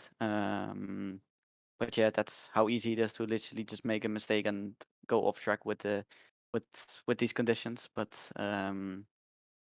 yeah, in the end, I was just pushing so hard, going flat out, because I knew wasn't able to my mind wasn't able to set off for P2, so I just went flat and then made a few mistakes, unfortunately. But still, I would say quite a good race compared to the training I did for the laps in the dry and wet. See, this is what I love about you when you get to the podium, Colin. Your level of recall. You could write our race reports for us. We just need to hit the race record button and just take the whole thing from you. It's absolutely amazing. The level of detail is astonishing. Jacob, any questions? Colin might have answered all of them in one go. I was about to say, I think any possible question we could have come up with has been answered very well there. So thank you very much for that, Colin.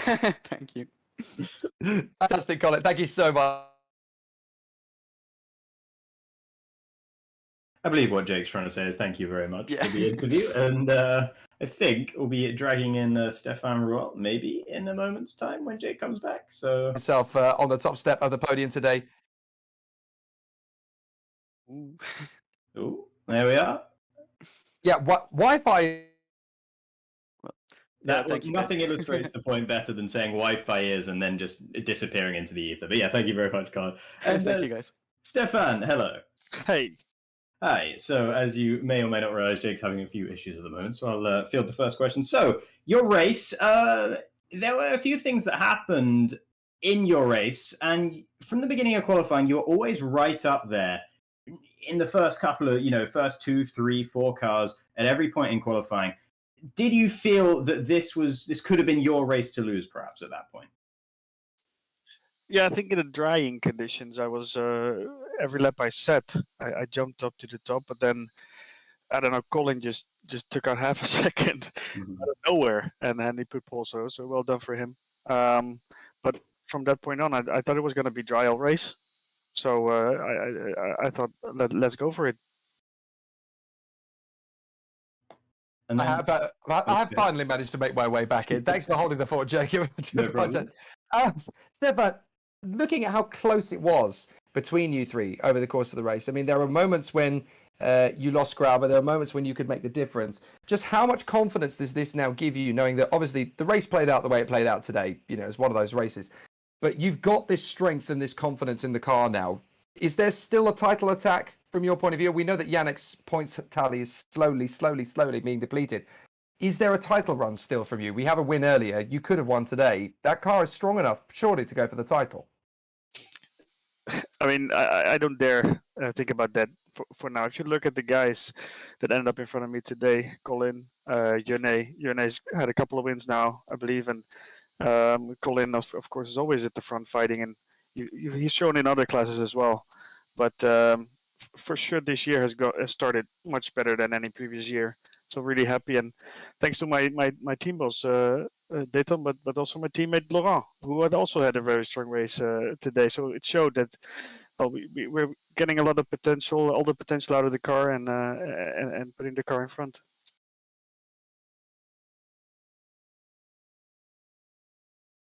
Yeah, absolutely. And I mean, actually, obviously, both Holland Racing team cars, you were right up there pretty much the whole way. Obviously, Laurent didn't have necessarily quite a cleaner race as you did. Was there any particular trick that you found, or was it just a circuit both of you happened to like, or just a lot of dedication and hard work that went into it? I think Laurent's really good at setting up the car, has always been. It's really just, it's planted, and I could really drive it. So you saw in the dry that the pace was really there. At the end, the last, there was really, when it was really kind of dry, I was really be able to put in the laps. But that's really helping us. But you saw in the wet that we were really struggling, both of us. So that's something that we need to look at and see how we can improve.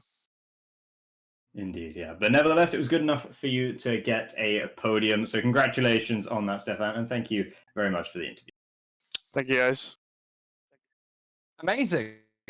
What an incredible race it was, Jacob. I mean, I couldn't have asked for a better race coming into this evening, and it's given us an absolute thriller with 9 to go. We still don't really have an idea as to who's going to go for the championship, because obviously Yannick still has this incredible lead in the championship, and again scored good points to decimate the gap as little as possible. But now we've got 3 drivers fighting for the win every time he doesn't get the win. This could be a 4-way title fight by the time everybody evens up. Yeah, and 4 of the 6 drivers directly behind him in the championship all gained points on him. They all gained some ground on him. Not necessarily as much as they could have done if he hadn't done such effective damage limitation. But still, you had Leon Bock, Ruau, of course, Simoncic, and Spork all gaining ground in the championship on Yannick Bock. And if he has another one of these slightly lackluster races next time out, then things might be starting to get really quite hairy for him. Well, it's going to be absolutely sensational. Thank you so much for joining me, Jacob. I can't wait for the next one. It's been an absolute classic. Yeah, absolutely. Thank you very, very much for having me. It was a fantastic introduction to Super League.